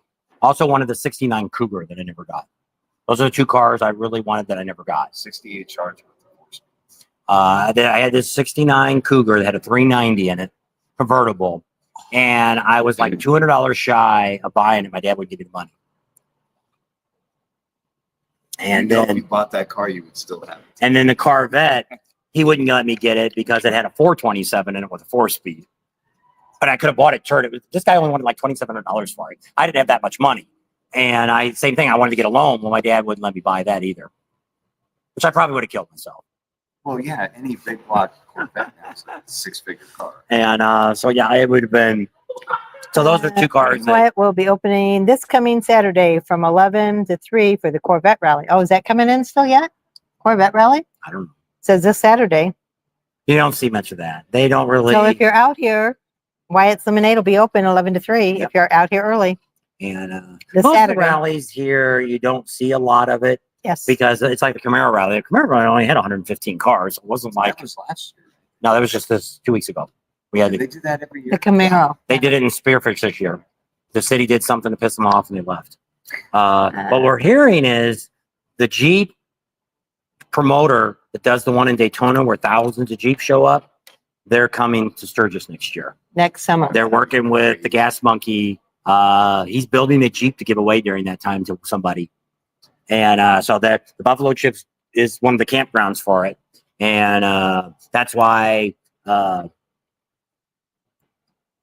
Gas Monkey is Richard Rollins. Richard Rawlings is actually going to be in the Legends ride. And that's why he's in the Legends ride because him and Rod. has teamed up to do this Jeep thing. So we can sit up and we're going to try to find out when that is. We'd love to be out here during the Jeep rally. That'd be kind of cool. If it's in June, we should be Because it here. could be thousands of Jeeps. Like that's Yeah. what happens in Florida. There's thousands of them show up.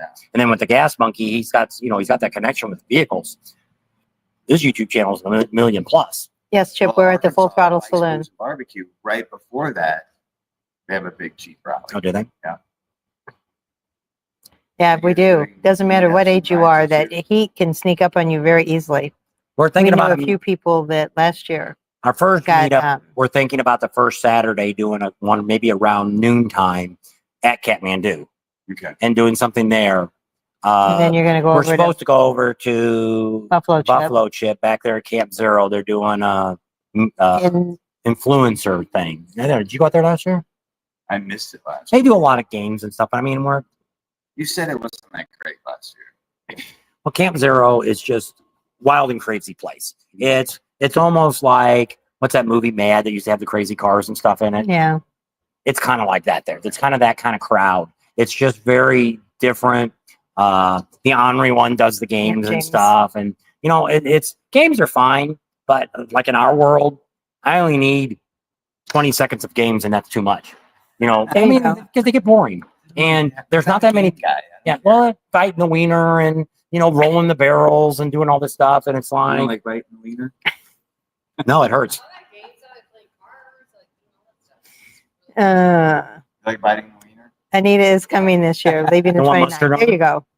That's what most So of they'll them put really. mayonnaise on it. Yeah, most of them like that because they want you to drive by and get the mayonnaise all Yeah. over your face, and people, oh, look at that. 57, child at heart. There you go, Sandy. I'm 65 and a child at heart. And they do mini bike Almost races 65. where you could be being that you're a YouTuber, you go out there and they'll So give you a mini Rowan, what bike did you ride. say you were And you 50? can be in these races and stuff, and I'm not interested in really that either. I was going to do it when I was at Adam Sandoval's campground, but I mean, it was on a road you're racing. You're not racing through a field. And so I'm not really Because the same thing, I look at, I'm getting older now. If I break a leg or something like that, that just really screws up the rest of our season for rallies. So I really can't afford to get hurt for what we do. Want to break a leg. No. And so a lot of that I don't do. So we're probably going to go over there. It starts at 4, probably be there from 4 to 5 and get the heck out of there. We'll be an hour. We want to do, I was thinking about doing one at the Gas Monkey garage, 18 days, the but I Packers just will be don't here. know This is crap if on a there'd be Packer. enough room. I No, didn't. there's not. He's he's got the garage part that he's not doing anything in yet. He's going to make it into another t-shirt place in there for right now. Well, last year he had that was all his stories. Yeah. But he put a bar in there now. There's a bar in the back there now. It's all done. And so when I talked to him the other day about yesterday, he said that half of it he's going to put. See, before I think they had a lot of merchandise outside they were selling too. I think they're going to put it inside and not be outside at all. That way, if it rains or something like that, you don't got to worry about it. They've got they took a bigger bar now in the center of the parking lot. It's gigantic now. It's almost like half the size of this room. That's how big this bar is. They got stools all the way around it. And then they got more spools to stand next to. They don't have any chairs around the spools. So this year it looks like what we've seen for this weekend. Rally food is going to be pizzas only. It's always selling for food. That's all they're selling right now. We retired. Yeah, cheese pizza. only. Yeah. They don't even have They've already got their rally. That's so all they they're might do gonna it have. after the weekend's over. They might go back to the regular thing. She But said when rally starts, they're going to have their full menu with Oh, really? well, I don't know why it said that It said said rally menu on the price. menu, unless it meant Trans Am rally. I don't know. But they've got all new people there. The menu they were handing out was just pizza. Yeah, that's what we had the other day. It was cheese pizza, pepperoni pizza, or 4-meat pizza, and that was it. But see, this year they've got all new people. They got a new manager. They got all new girls working there. They got a new manager, a guy manager, and the cook's a new guy. So everybody that's inside there, nobody knows us. And Well, last year they all knew us. yeah. So it's weird there that we don't really, with him, we had no problem getting him on camera and all that stuff. But because he ended up hugging her when we got there. Yep. Well, he left and they said he's coming back in a week. Yeah. At our age, it takes too long to heal. That's right. So when I talked to him the other day, that's why I said, when we went in there Friday, because he got here earlier this week, but we didn't know. Like, we've been kind of looking at it, but we didn't go in. Yeah. Because his office wrote us and said he'd be here for Trans Am. We knew that anyway. We wanted a day. And so with him finally Friday, we drove by that. We seen him. And I'm like, let's stop. We'll go in there and we'll talk to him. And he's like, so he just got there too. He was walking across the parking lot with his wife, brought her out this time, left the kids at home, and seen us and hugged her. And I was already filming it. And then he talked said to Tammy and Bob and we said Bob and Tam. Yeah, Bob and Tam. He was halfway there. And so, because they had done it at the SEMA show last year, he yelled at us when we come across the floor. It's Bob and Tam. And it's like, holy crap, he knew who we were. And so, Well, you got a question. I gotta see what it was. Oh, we are supposed to be talking to the Jack Pine Gypsies soon. Probably next week, I would think. They want to know about the hill. Flat track. I guess. I did. I called him when you took off and left. I said, we're available the next couple hours if never you're called, free. He never called. I don't think they So Stephen wanted to know the hill climbs, the dirt track, if they charge. Yes, they do charge to get in. And do they have dates and locations posted? Not yet. There is some things. I've got a thing on our They're going to have a, Facebook page Yeah. that has some of the races. So the 4th and the 5th is flat track. Yeah. Over at there, that's already up. But if you look at our Sturgis page, somebody's got one. It looks like they hand typed it up. oh, okay. But it looks like it probably was a flyer they took a picture of, and it had a bunch of stuff on it.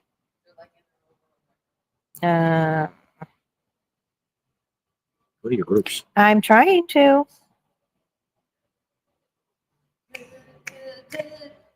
So she'll look and see if she can find that schedule on there. You have to thumb through, and you'll see when you see it. It looks like it's like somebody wrote it, and then they took a picture of a flyer. I seen it this morning, but I really didn't look at it. I know it's Jack Pine Gypsy. Oh, there, right there. So it says Sunday, August 8th, AMAS South Dakota State Championship Motocross at 10 a.m. The 4th is Pro Hill Climb at 10 a.m. That's Monday. Monday the There's 4th Brisket with his is birdie. ATV National Flat Track. The We're 7th. doing a live. You can come over here and show your birdie. We can't see him that far away. You got to come in here. You have to come behind us.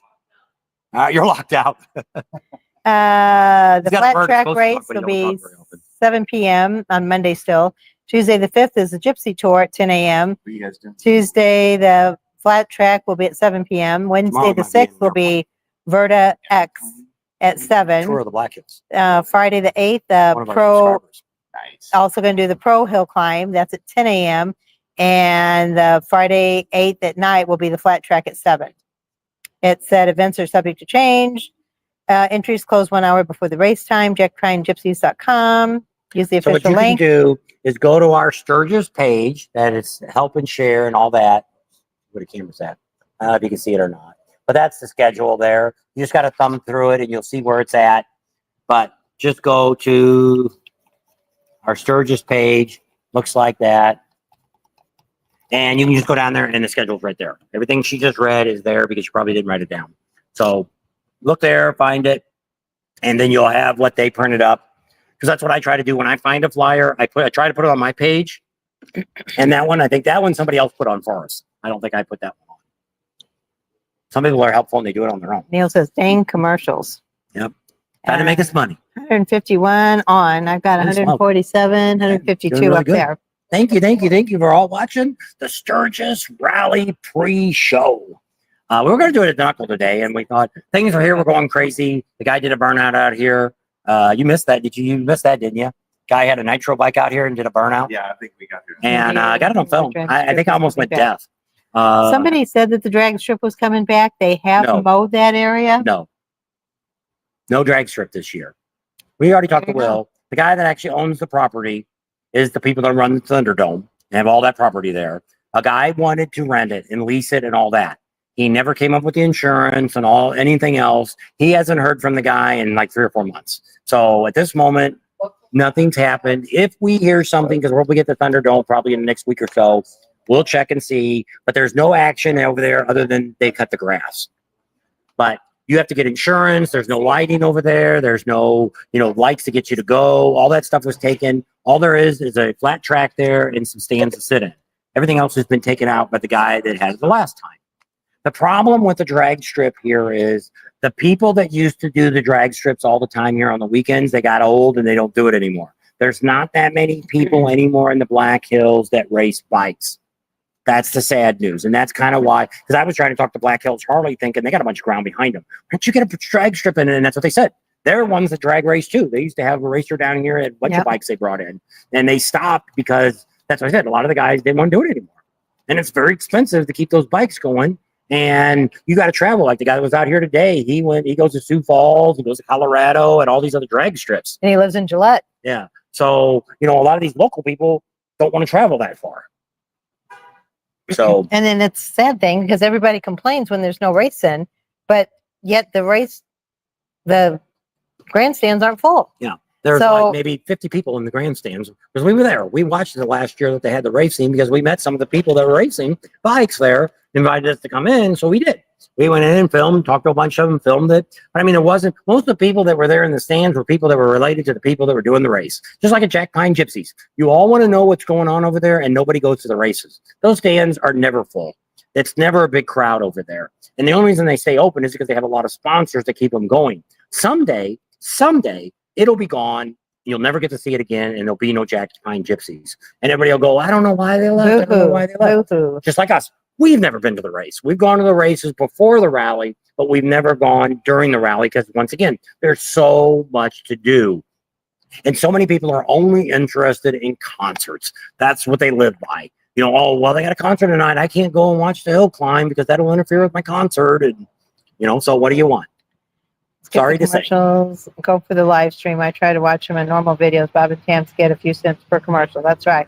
It all adds up. That's true. Only 74 thumbs up, they said. Salty Badger said you should cover the dirt ride, guys. It's new on August 7th in Deadwood. It's Harley sponsored event. Good group going out. It'll be great coverage, great footage. So is that at the racetrack there by the airport? It says August 7th in Deadwood. Oh, in Deadwood. Where the heck are they going to do that at? Is it at? You should cover the all dirt ride, guys. It's new on August 7th to Deadwood. Oh, It's a Harley sponsored event. we'll have to look it up. I don't know anything about it. But I mean, if they're going across country, if they're driving back roads, we can't follow them. I don't have a bike to do that, and they won't allow a truck to be back there. So we'll look it up and see what it is, because Harley does have a lot of stuff this year. Cam was looking at it. I looked at it too. They're going to have the steel cage down there. That they're going to have the Ains brothers are going to be out there running their bikes inside the cage and stuff. It's going to be down there in Harvey Stephen's on. Square. So there's going to be a lot of on. stuff Harley Davidson's bringing in. Indian's doing a bunch of cool stuff too, which we'll be talking a little bit about that, a little bit more about what they've got going on. But they're even going to have one whole street of parking just for Indian bikes. So if you got an Indian, you're going to have a special parking there on that one street. Oh, really? You don't remember her saying that? I guess. Where is that at? In Deadwood? No. And during the rally at where the Indian dealers, Oh, the it's only going to be for. where the Indian- Indian displays at. Oh, okay. Was out. All right. How about that? But you're right. I think Yesterday. they had that yesterday. I rode a Chieftain Sport or Chief Sport or Sport Chief. I don't know. Kind of liked it. I didn't like the handlebars. I felt like I was riding a crotch rocket, and I don't like the clutch level was way out. You really had to stretch your hand out. It hurt my wrist. Yeah. So other than that, she liked it. But I like the way it handled. Once I got but we didn't used get on to the highway. We just kind of rode around town. I took Yeah. out their big bike. Oh, the Pursuit. Yeah, that's what I took out. It was all right. I ended up having a camera on my chest, and you really can't see nothing but the speedometer. So we're maybe going to take it out again this week, and Tam will ride on the back instead, and she could film some of me riding it. It's. I think this is the problem I've got with really any bike right now. I've been riding a Harley since when we get the first Harley, 2007. So I've been riding Harleys all this time. And to get on another bike that you're not used to riding, it's going to be a little different. And that's why I said, to really do justice to any other company, I really almost need to ride a bike like that for like a month to get used to it. Because when because you're compared to your bike, it's just like the guy we rode with. You're going to see the video. One of our subscribers, they went out and rode with us yesterday on a demo bike. And that's kind of like he said, he's got Harleys. He's been riding for a long time. He's got a 22 Road Glide or something. He's got.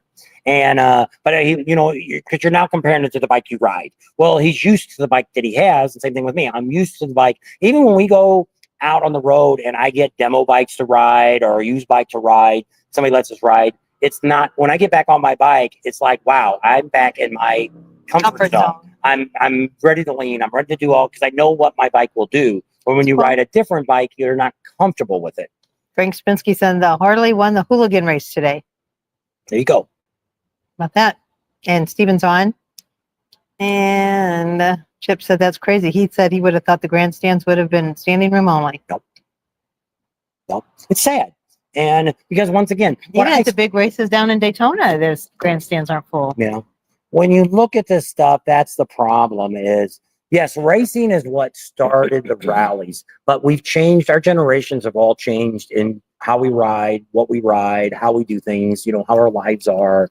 And when you come to rallies now, more people, like I said, I monitor about every Facebook page that's on any major rally. And the number one thing that people complain about is the bands.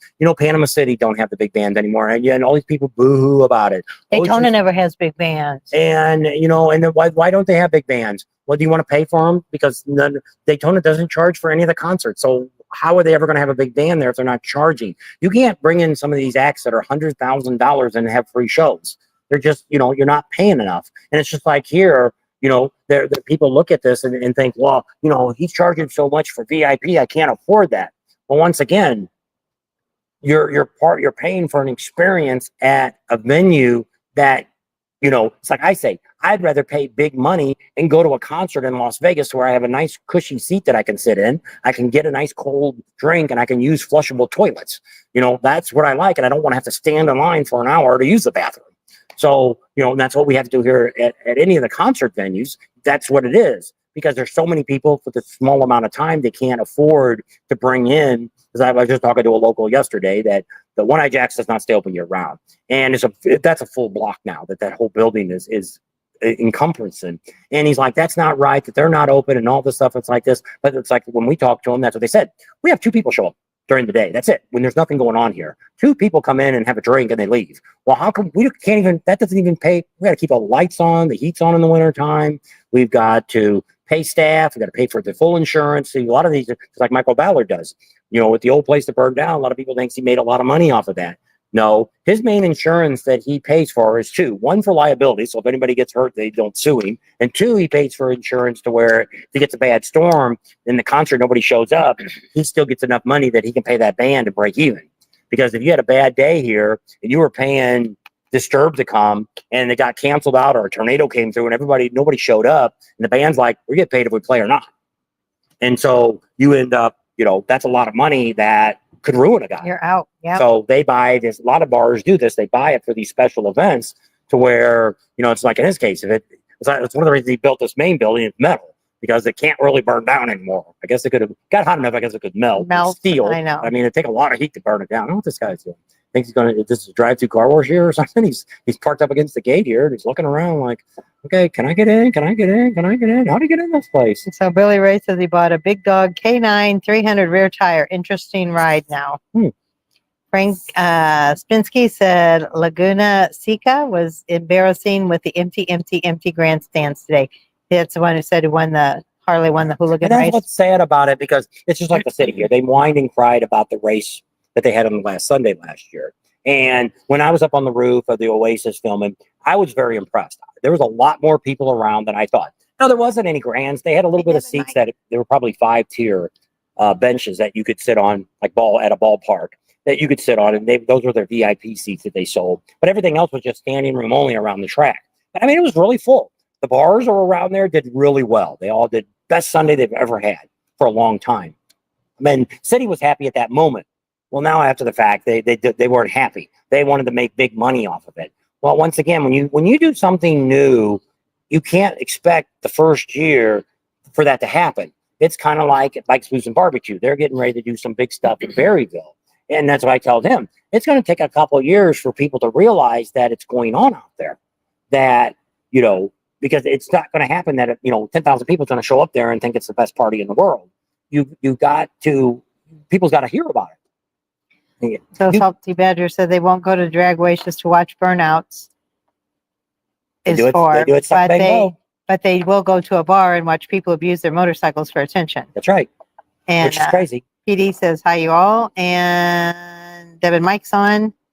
I enjoy all the info you guys give. Tammy, you rock. Thank you. But I mean, some of the shows, just like here, one of the things that I think that really does good is stunt shows. If they got a really good stunt area to do stunt shows, that always brings a really good crowd. Hundreds of people will come out and they line it up. It's 4 and 5, 6 deep, and they're watching these stunts. But once again, it's like a 15 or 20-minute show and it's over. Just like the midgets when they do the wrestling and stuff. I said, I think they should bring that back to Sturgis. We had it in Arizona, and it was just packed. They're buying some whiskey to take home, huh? Gonna get drunk tonight? No. Tomorrow night? No. Tomorrow afternoon? Yes. After you get off work? Unfortunately, I have to work. Yeah. They all work from home. Well, they actually work on the road. I'm up at 1. There you go. So, pretty exciting. A lot of things going on. For Red, let me know. Okay. All right. And Bitch, see you. bye. Bye-bye. And so everything's really cool. And once again, like that, we have met so many subscribers. Actually, we were at the Indian dealer yesterday, and heck, we must have had a dozen or more people come up to us and talk to us. And so we know we got a lot of Indian. Well, there was probably motorcycle. 5 or 6 that talked to me when you were talking to the other people. Mhm. So we had a lot of people there, a lot of Indian riders. We support all motorcycles. And we're just because we have a Harley, we're not a Harley owner only. We started out our Hondas, and actually the guy I was talking to yesterday went on a ride with us. I asked him same thing. First bike he had was a Honda too, and I did that survey a couple of years ago, and most people Said their first bike. first bike was a Honda than any other bike. Very seldom do you find somebody that said my first bike was a Harley. My first bike was a Harley. But the odds of that normally is if you were, just like in my case, I was already riding Harleys by the time she started to ride a Harley. Well, she was going to get a Honda Rebel. Yeah, that's Until we what I found wanted. out, one, the people that had them wanted too damn much for them. And two, she could only ride at the town because it only goes like 40 miles an hour or something, 50 at the top. And on a good day with a draft behind you, pushing you down the hill. Neil said, Frank, thanks, empty stands, because everyone is quieter than fight for what we ride. Our letters got to go to the CEE to step down. I just think how much more power we'd have if we all band together and got it. And Chip said what impressed him about the Sturgis race on the last day, last Sunday, is they tore it down, the whole track, and returned the town to original overnight. And I was very impressed with it. I was very, we could only film the time trials.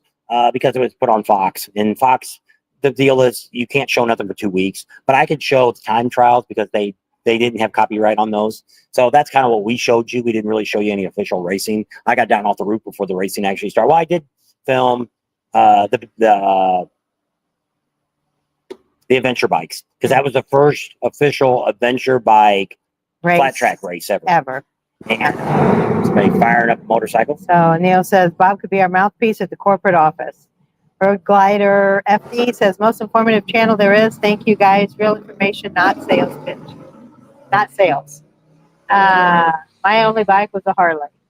Road Glider FD says mine was a Kawasaki 800 Vulcan.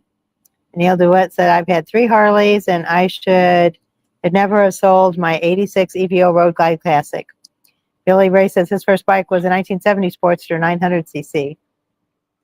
900cc. Drum brakes and chain driven. I was 17.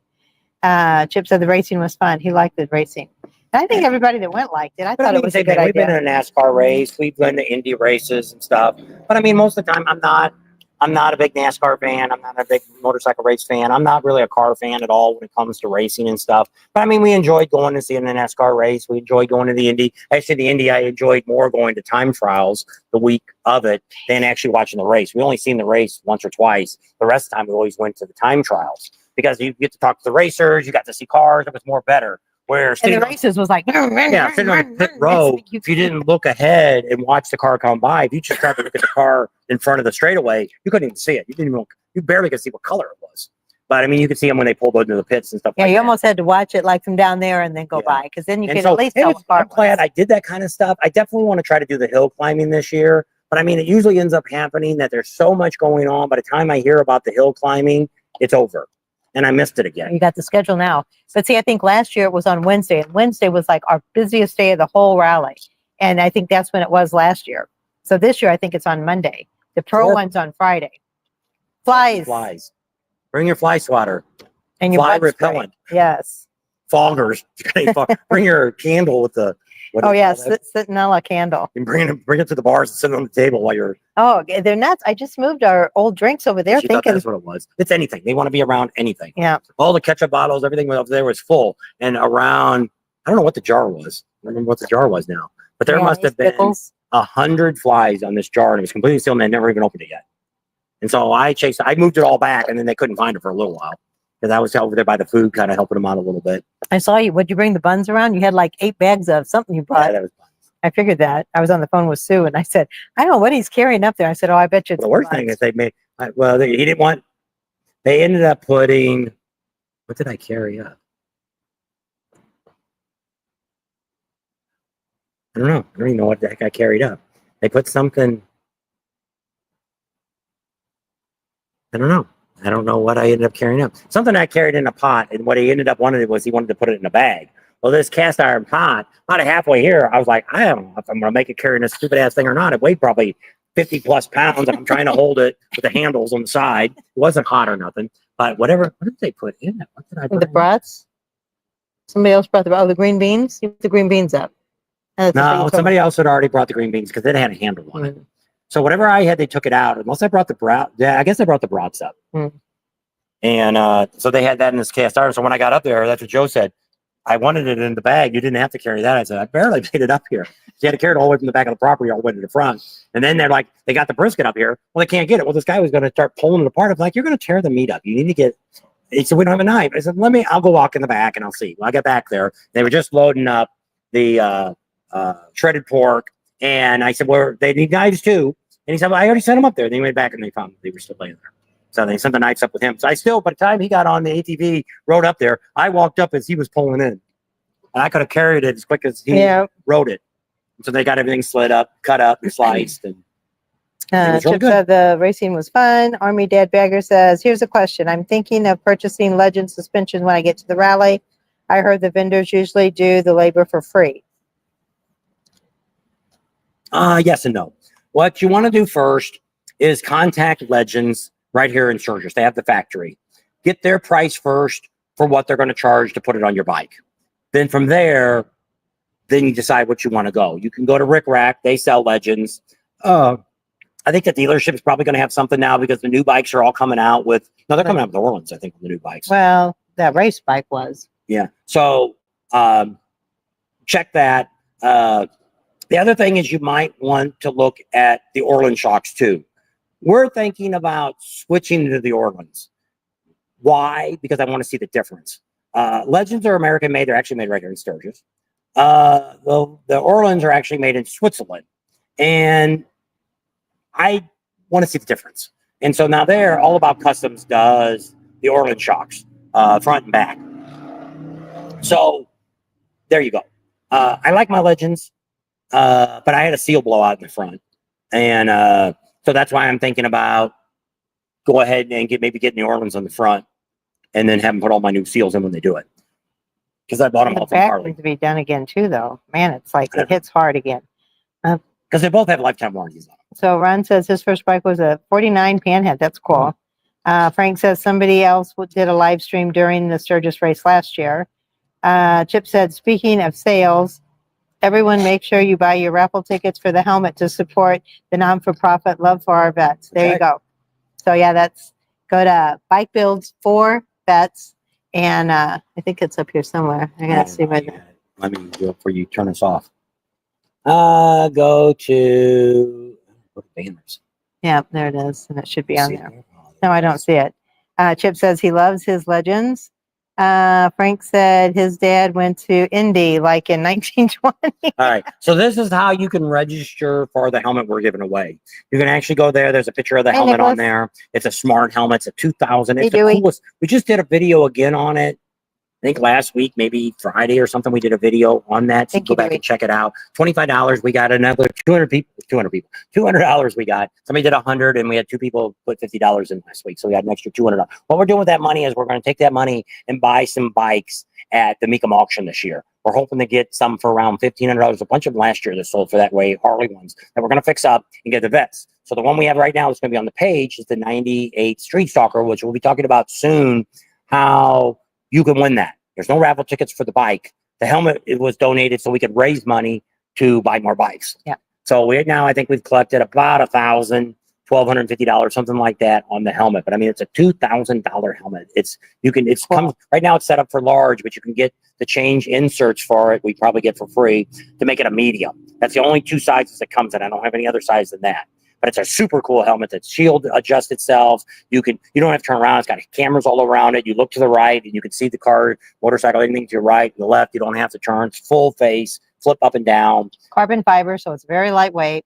And it's really cool. I'd like to. The I don't visor know. changes as the sun comes. And the and normal goes. helmet's about $399 just for the carbon fiber that flips up and down, and then they charge you for all. This has everything. It's even got stars on it. You can get it wrapped. This one's got White stars. Yeah, stars on the helmet. There's a picture of it on our Facebook page. If you go to the Bob and Tam's page right here for vets, our bike builds for our vets. That's our 501c. We are, that I know of, Hi, Janice. the only non-for-profit that is raising money for veterans. That's a 501. What the difference is in a year from now, you can see what money we collected, what we did with that money and everything else. So people that are out here saying they're doing stuff for veterans, I'm not saying they're not doing it, but there's no evidence. You can't prove this where their money went. Somebody could collect $200,000 and give $100,000 to a veteran charity and keep $100,000 in their pocket, or they could have somebody that's paying them to do it, to collect money. Now, I'm not saying that's happening, but some of the ones that I've reached out to them and told them we had a 501 and we'd like to let them, maybe put it on their Facebook page or the YouTube channel, but they will not do it. So that's what makes me really suspicious now of people that are raising money for organizations that are not a 501. But you also need to look at that 501, because you could be a 501 and they're only putting 60% of the money into that organization and the rest are put in their pocket. Or you could donate $100 and let's say we take 50% of it out for our expenses. So you're only $50 is going to veterans, where we're not doing that. 100% of our money is going to go. So what we're doing right now is everything is being paid from our YouTube channel. So we're still going to do videos on fixing these bikes up. So we're going to make some money off of this, but not off of what people are giving us for veteran stuff. So what we do right now is all the business cards we made. We have a phone that's on their phone that is being paid through the channel here. So it's not being paid to the nonprofit. Right now, we have spent $0. All the money that's been collected since we started this 6 months ago, because we started the first of the year.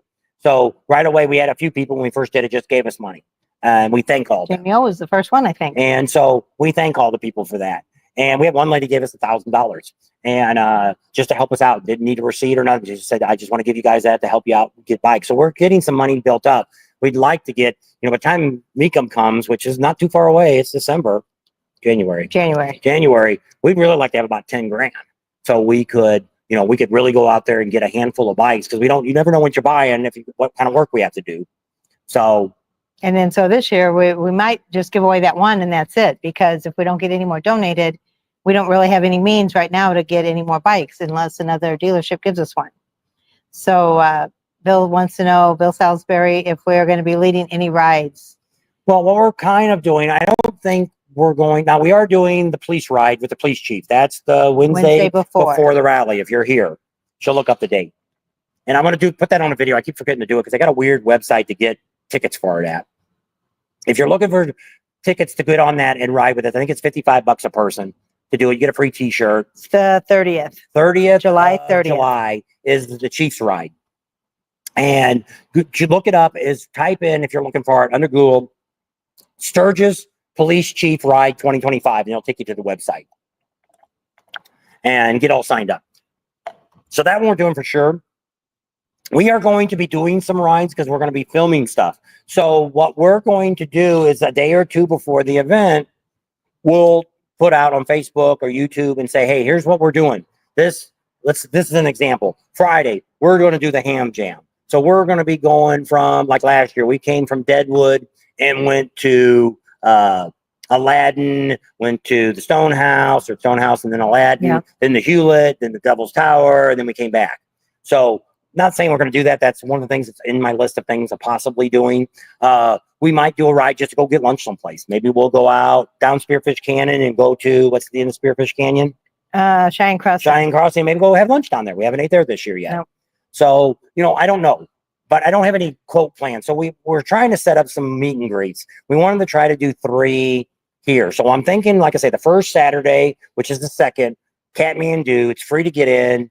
We got a big announcement of that coming here in the next couple of days about what's going on there that you might like, you might not like, or you might not care. But it's free to get in there. You don't need a wristband or anything else. And we're probably going to do a meet and greet there, maybe from noon to 3 or something on that first Saturday. And then now there's other things we're going to do, like on Friday night, we're going to be down at the Buffalo Chip for some of their entry stuff. We're not going to ride the parade in, but we'll be down there for some of the stuff that's going on for pre-day. We're not saying for the concerts because we're going to go to the Knuckle. We're going to be at the Knuckle for Jefferson Starship. Yeah, Jefferson Starship Friday night. So around 8:30, 9 o'clock, that you can find us there at a picnic table or one of the tables there. So there could be another meet and greet during that concert.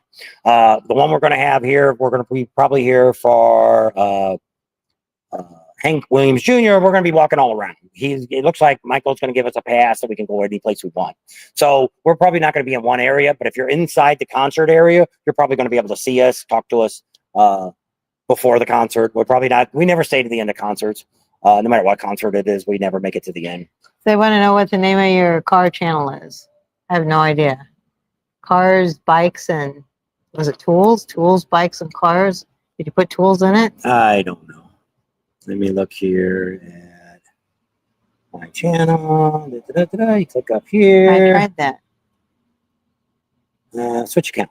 Oh. Oops, picture's in the way. It's Bob and Tam's Cars, Trucks, and Motorcycles. Cars, trucks. I knew there was 3 things. Yeah, so it's Bob and the letter and the symbol and Tam's Cars, Trucks, and Motorcycles. Well, that was about leading any rides. Okay, Janice says got to run. Neil says the ham and jam. I'm not sure if we're doing that or not for sure. Rowan said his first bike was a 53 James Comet 98cc, and I bought it to learn how to restore motorcycles. There you go. Mike says if you want it and you don't like it or it doesn't fix, you can donate it back and raffle it off again. Yeah, I guess we could do that too. Or somebody might just say they win it and say raffle it again. Yeah. Because people have done it. Look, we're one away from breaking 31,000 subscribers. One person. Yep, 999. Three. If you haven't subscribed, you'd be that You can bring 31,000. us over the 31,000 subscribers. We're There hoping you to get. Last year during this time, we gained 3,000 subscribers. Right now, we've gained about 500 since we've been here. So still a little quiet. I mean, we've still got some time here to pick up people. We may pick up a lot of people after the rally. You know, the videos have been doing really, really well. I've been really pretty happy with what we've had for viewership. Some of them got, right now it's the Michael Ballard one on Full Throttle. That's my #1 video. I think it's about 17,000 views. You know, not compared to some people, it's not the biggest. So Road Glide Fanatic said, Bob, I've got Owens on my Road Glide. I've tried Legends before and other brands. Nothing beats Owens. I've had them since 2014 and love them. Sandy said, Road Glide, Bob and Tam have information on every aspect of every different rides to go on, restaurants, and where to get your bike souped up at or repaired. I don't like to say that's what we do this because, like I say, my buddy Art, he hasn't been on in a while. You know, he got screwed years ago, 25 years ago. He got screwed by a vendor at a thing. And that's kind of why when we started doing this, we wanted to find reputable people to give good repairs. Because there's a lot of shady. You know, you come in and you spend $20,000 at a vendor for lights and shocks and all this stuff, and the next thing you know, you got a problem, and they're like, "Oh yeah, we'll see you next year in Sturgis." You know, so for a year, it's a rat motorcycle, a bobber, and but I mean, that's what you want. You want to be able to where, you know, like the vendor would say, "Well, take it to the shop here, or take it to the dealership, or take it someplace." Well, what most of them do, it's like Speeds. They've got a lot of connections because they deal with S&S parts and stuff like that, to where they already know a lot of people in the United States anyway, but they if worst comes to worst, they could call S&S and say, "Hey, what's a recommendation dealer you have in St. Louis?" And then they would tell them. So then Speeds would call them and say, "Hey, here's what we'll do. We'll have the parts sent to you from S&S for this guy's bike. What will you charge us for labor to take care of it?"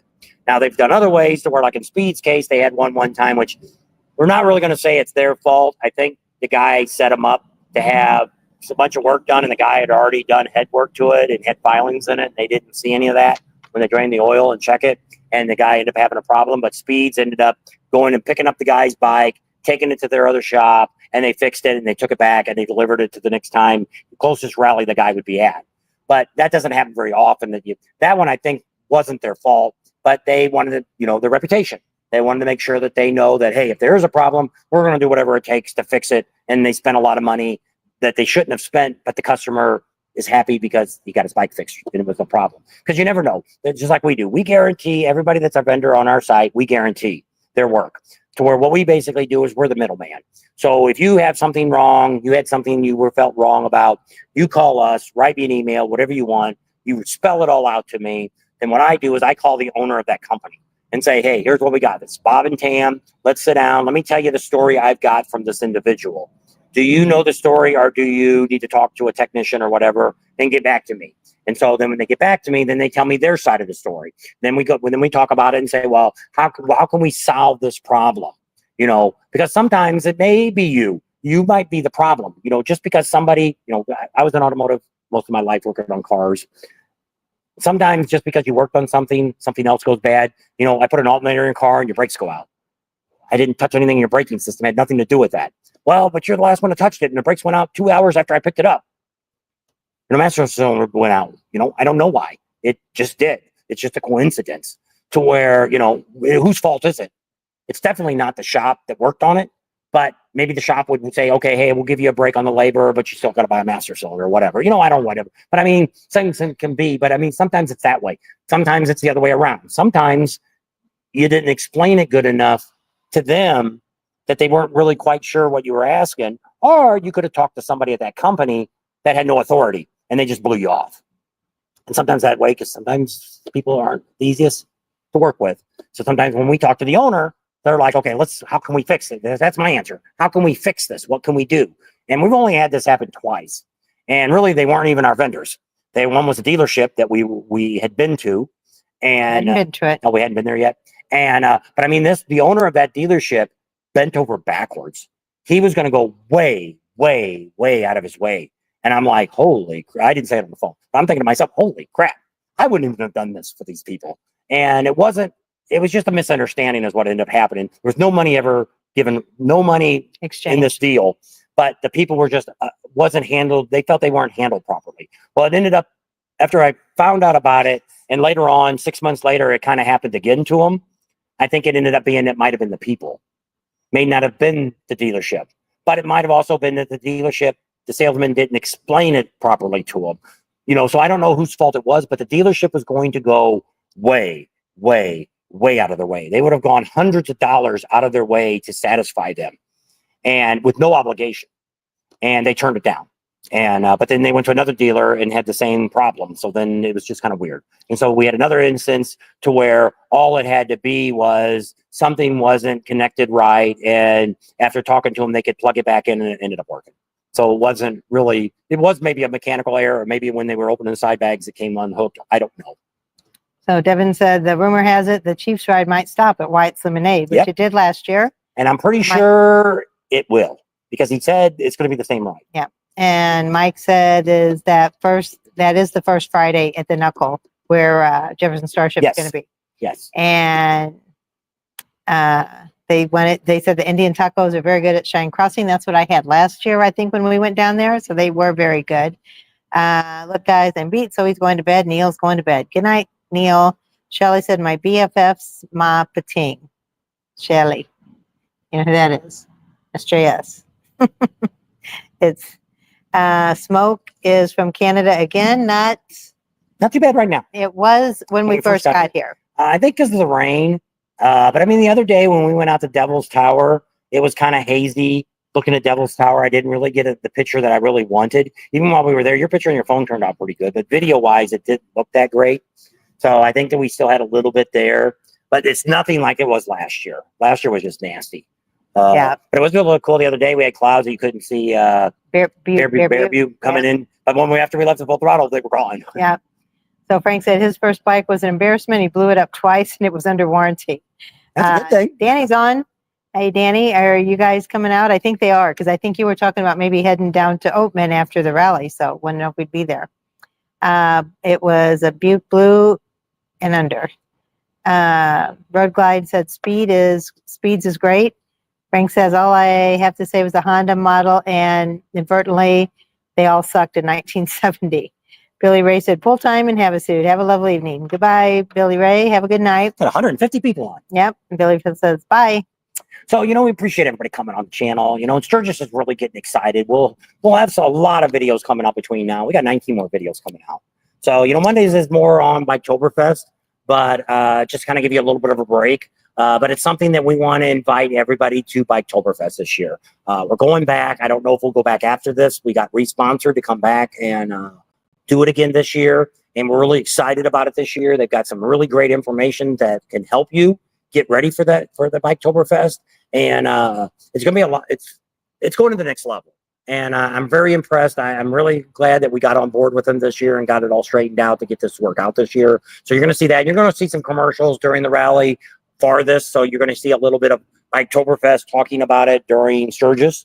But Kind of gearing up for that. This is our biggest. This is the biggest rally. There's nothing bigger than Sturgis. Daytona Bike Week is nothing compared to Sturgis Bike Week. There's a lot more people come here. At least double the people come to the Black Hills. And much, much, much better riding. And that's what a lot of it is. And, Daytona's got some great things. They got a lot of great historical places. You're going to hear us talk about this tomorrow, on Monday, this tomorrow. On the video tomorrow will be the normal time coming out. And check it out and see what you think and see if you want to come down and join us at Biketoberfest for our last official rally for 2025. Yep. So a whole bunch of people pulling out here. Yep. Your band probably just quit. Probably, yep. It's 6 o'clock. So I mean, this is open year round. The hours are a little different. Just like the distillery over here. They're supposed to stay up until 9 at night, every night. But when it gets kind of quiet, the one girl's here by herself. And once she ain't seen nobody in about an hour, she just locks the doors and goes home. And so, if you're here, you can come out and check it out. There's so many people that just stop here at the Full Throttle, walk out into the property here, take some pictures, walk out, get back in the car, never drive away. Never even have a drink, never use the bathroom, never do nothing. They just want to say they've been to the Full Throttle saloon. So it's kind of neat. And I think I kind of figured it out this year, because I think what the problem with the Buffalo chip has been is it's loyal base customers that go almost every year. There's people that have been going for 40 years to the Buffalo chip and stay in tents every year. And there's tons of people out there, and it's great. But most people, but here, it's the experience of saying, I've come to the Full Throttle Saloon, and they come here. It's like Black Hills Harley. I say almost everybody, even if you ride an Indian bike, you're going to probably stop at Black Hills Harley just to take a look around and see what's going on. Because there's a lot of vendors there. Some of the vendors do sell parts for Indians. Cyril's there. They sell stuff for Indians. I think Rick Rex got some stuff now for Indians and stuff that they're selling. So there is some stuff there for Indians. Other bikes. There's other people. Ben that does the fairings. He's got fairings, one-piece fairings with radios in them, amps that are for other bikes, for Suzuki's, Kawasaki's, for Hondas. So he's got a wide variety. So there is vendors there that do have stuff for other bikes. But it's fair, there is limited. It's not like almost everything else there. They got something for a heart. And almost all of them, they want 2014 or newer. Yeah. So Wind Road Therapy's on. She says, hey, hey, hey. And Rowan said, it's Fed Albert. Chip said, is there any way you can provide a list of your tentative schedule where you will be at during the rally? I can't wait to write this fast. So we're looking. Oktoberfest is in Daytona Beach, Florida. Sorry. So we're looking soon, because everything can still change in here. There's still stuff that's being done. We have things that are in that we're asking for media passes and stuff for.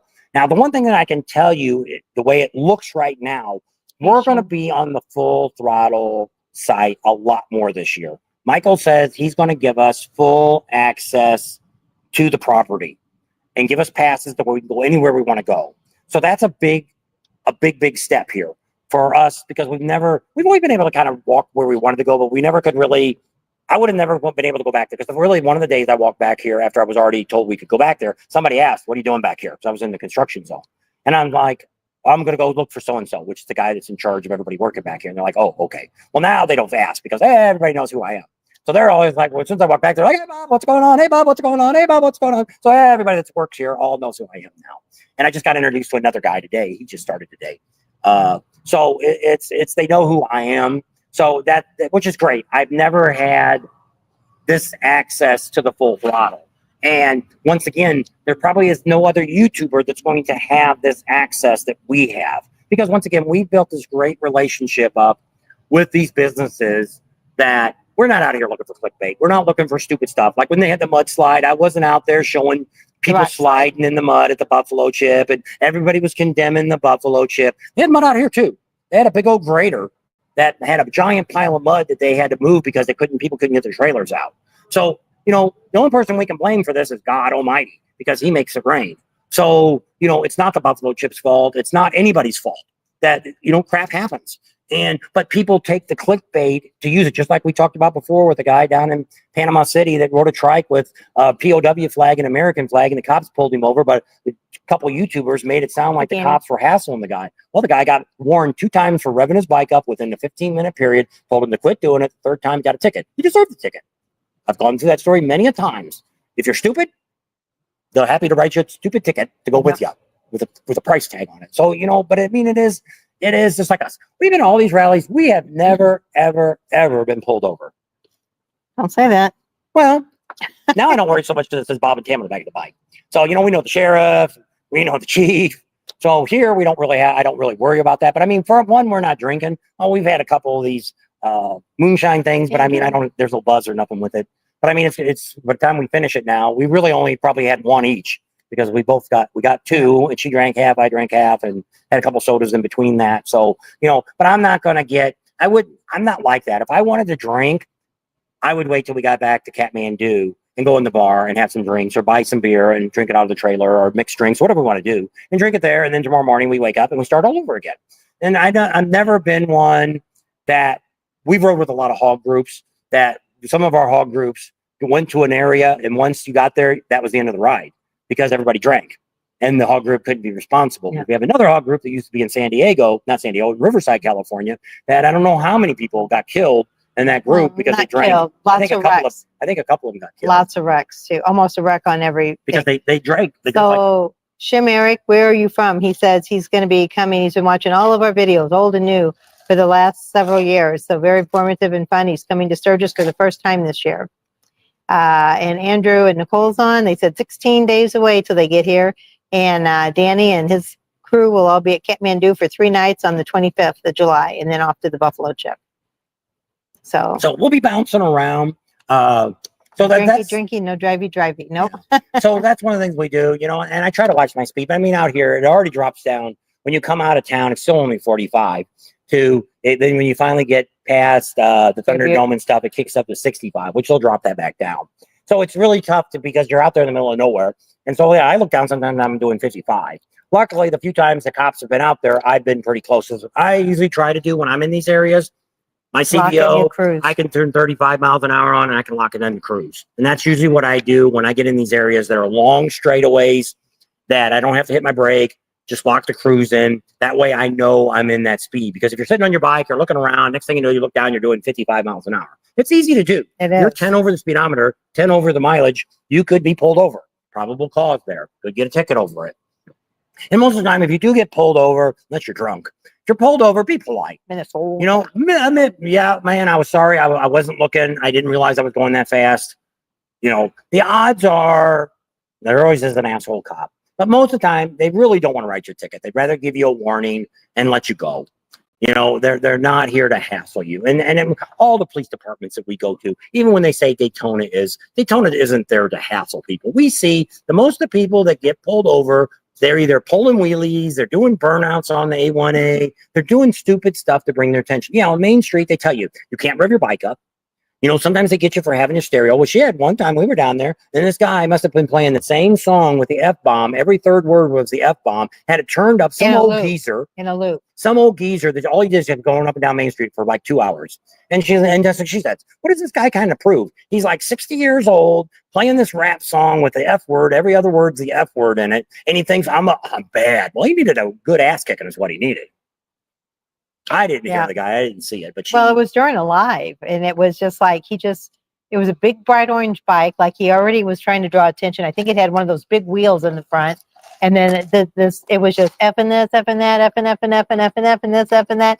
And it was like in a loop. It just kept playing that piece over and over. And he drove down and he turned around and came back. And he turned around and came back. And it was like, oh my gosh. But see, you don't realize if you're and had it up as loud as he could. If you're one of those guys that rev your bike up, if you want to do a burnout in the crowd, you want to play a stupid song like that. You know, 99.9% of us that are standing on the curb look at you and we all say the same thing. What a dumbass. You know, you're not impressing anybody. You know, if you want to go out and you know, if they've got burnouts down at the Full Throttle Saloon, or here they got burnouts, they got out here, they got a strip that people will come out and watch you do it. Well, that's different because you're coming into an area that's controlled, or you got a block you're putting your bike in. Everybody's around and they're cheering you on. You know, bang blows like that. Right. Then those people are all like, yeah, do it. And that's because you're in the atmosphere. Everything is controlled in that atmosphere. I always say, like in Daytona, somebody's doing a burnout like that. If you lost control and you went into the crowd, you killed somebody. How are you going to feel? Especially like in Daytona, there's a lot of kids, people in strollers. You run over somebody like that and you kill them because you were out there playing stupid stunts. You could end up in prison the rest of your life, or you could be, I don't know if Florida's got the death penalty or not, but I mean, you never know what's going to happen. But even to be in jail the rest of your life, and you could have been a decent guy and you were just being stupid that night. Stupidity, there's no excuse for it. But, you know, I don't think about doing a burn. Well, first of all, I'm not going to do a burnout on my bike to start with because I'm not going to ruin my bike.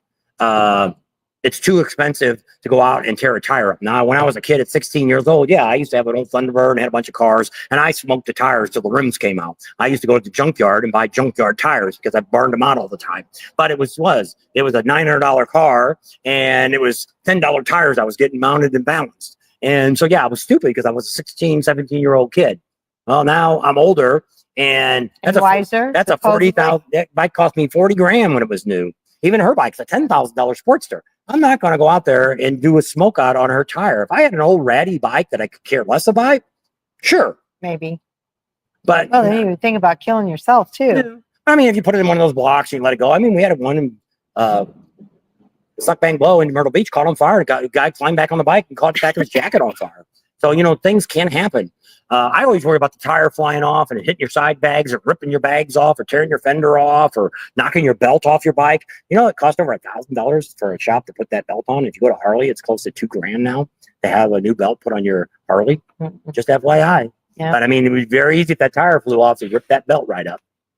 There you go. A heck of an expense to go home with. Let's Just check that there's my spiel again about not being stupid. Yeah.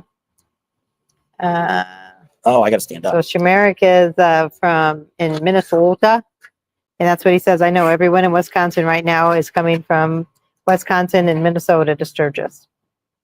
I think Nicole and Andrew both live there. I think in Minnesota. So anyway, are you about done?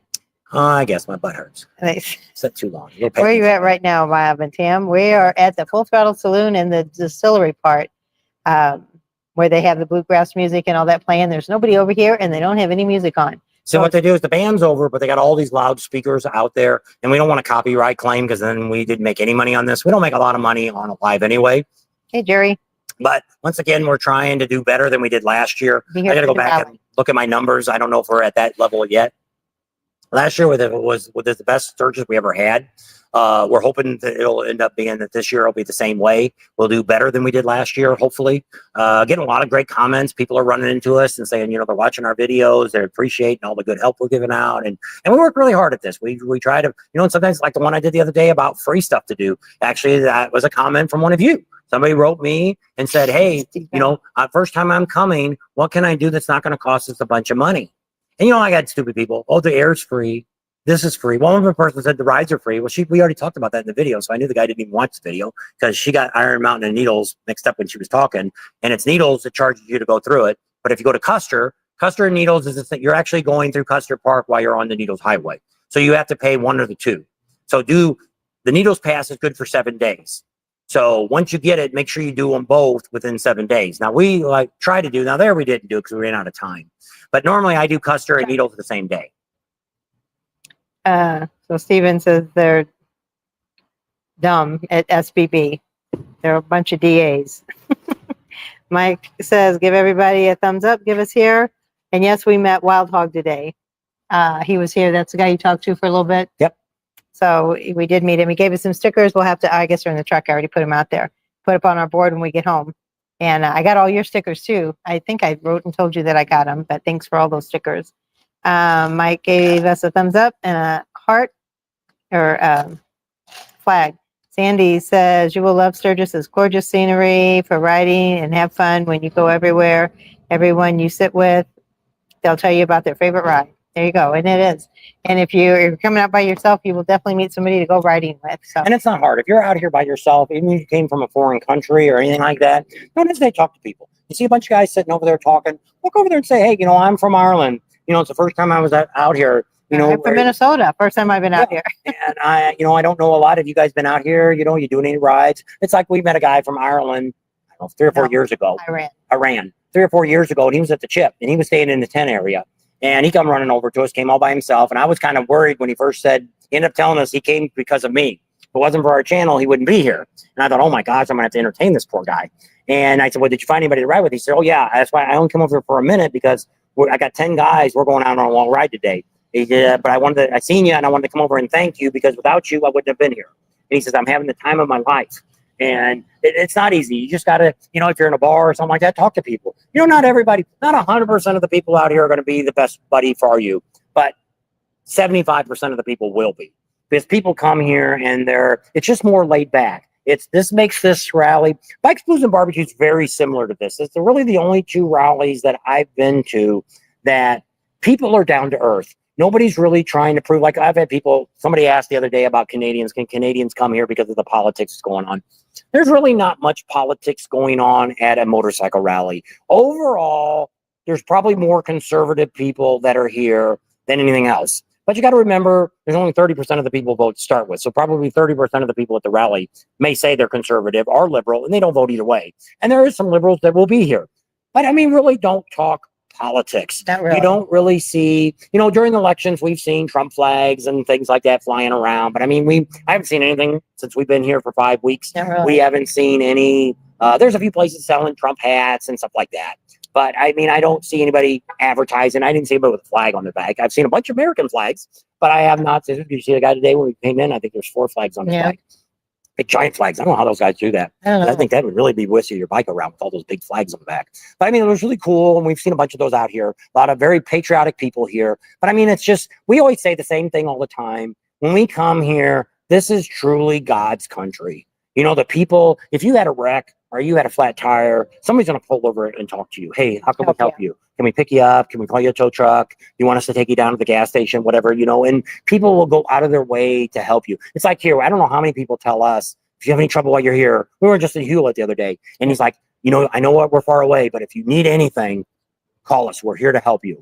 And it's like, that's what the difference is here. A lot of places in the United States, you know, like in LA, you stop and ask for directions, you might get shot, you know. And, They get flipped off for sure. yeah. And so, you know, but to come here, that's the part I love about being here so early, because we don't really see the people that are coming in just to work the rally.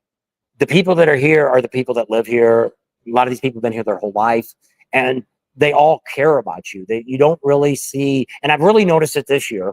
You know, you go over to the Sturgis Brewing House, and them girls are just so polite and so helpful and everything to wait on you and stuff. And at Loud American, it's the same way. The staff is just excellent. It's a lot of younger people that are working there and stuff. You know, went out to Sugar Shack, and them girls were just like, they're really all little hot girls. I don't know if they're high school or out of high school, whatever. But I mean, they're all really cute and everything. It's there. They're all so polite, and they were so helpful. And you know, Very as nice. soon as you set your drink down, it was almost empty. Can I fill that up for you, sir? Can I help you? And it's always sir and ma'am, and you know, and it's just a weird feeling, being that we've been, you know, we lived in St. Louis, we lived in California, we're in Arizona now. We're, you know, we travel all over the United States, and that's like we always say. I've said this many a times that, you know, out of all the rallies we've been to and all the places we've traveled around the United States, other than this moment that we're here, we've really only had on the road maybe 6 waiters or waitresses that actually was a good waitress. Above and beyond. Yes. That did their job. Half of them don't even do their job. Half the time you're like, ma'am, can I get a refill? Oh, yeah. Or they just keep on walking. They act like they don't hear you. Or if your soda's melted and it's all you got is ice and water, and you ask for a refill, and they just top it off with soda. They don't dump it out or put fresh ice in. Yeah, and then I'm like, hello, can you bring another cup back now with ice in it? You know, iced tea. I wanted ice and tea, not tea and water. You know, so, but I mean, that's, if any of you have traveled, you know, we've done a lot of this now in this 6 years of traveling. You know, this last year we didn't drive as much as we did the first 5 years we were doing this, because this is our 6th anniversary of our YouTube channel. We actually started in January, so it's already been 6 years, but this is our 6th anniversary of Sturgis YouTube. Now, we've been coming consecutively now for 7 years. We came in 2019. That's when we bought the RV. We've been coming to Sturgis overall about the last 20 years, but we come a year, skip a year or two, come back a year, do a year, come back. We didn't come consecutively, but this last 7 years, we've been here every year. And I can't get enough of Sturgis. I always say that every year. If we got down to where we still cut down, and let's say we did get sponsors this year to do the East Coast for next year, which this is the time of year we're going to be talking to them again. Let's see what they want to do. We might, if we didn't do it, we would still be doing Sturgis. And there's still a few other ones. Bike Blues and Barbecue may still, because the next rallies we do are all sponsored rallies after this. Every HVAC sponsors us for Ocean City. We got Bikes, Blues, and Barbecue. We've got Pig Trail Harley sponsors with a bike there. The Cat House gives us a place to stay. So we're all, you know, it's all set up there. We're going to be going to Daytona. The businesses there set us up to come back there. They actually gave us some money to pay for the hotel and the car rental and the airplane to get us there. And the Midwest Cycles that are here that rent motorcycles, they're actually going to give us a motorcycle to ride while we're there, so we can get around.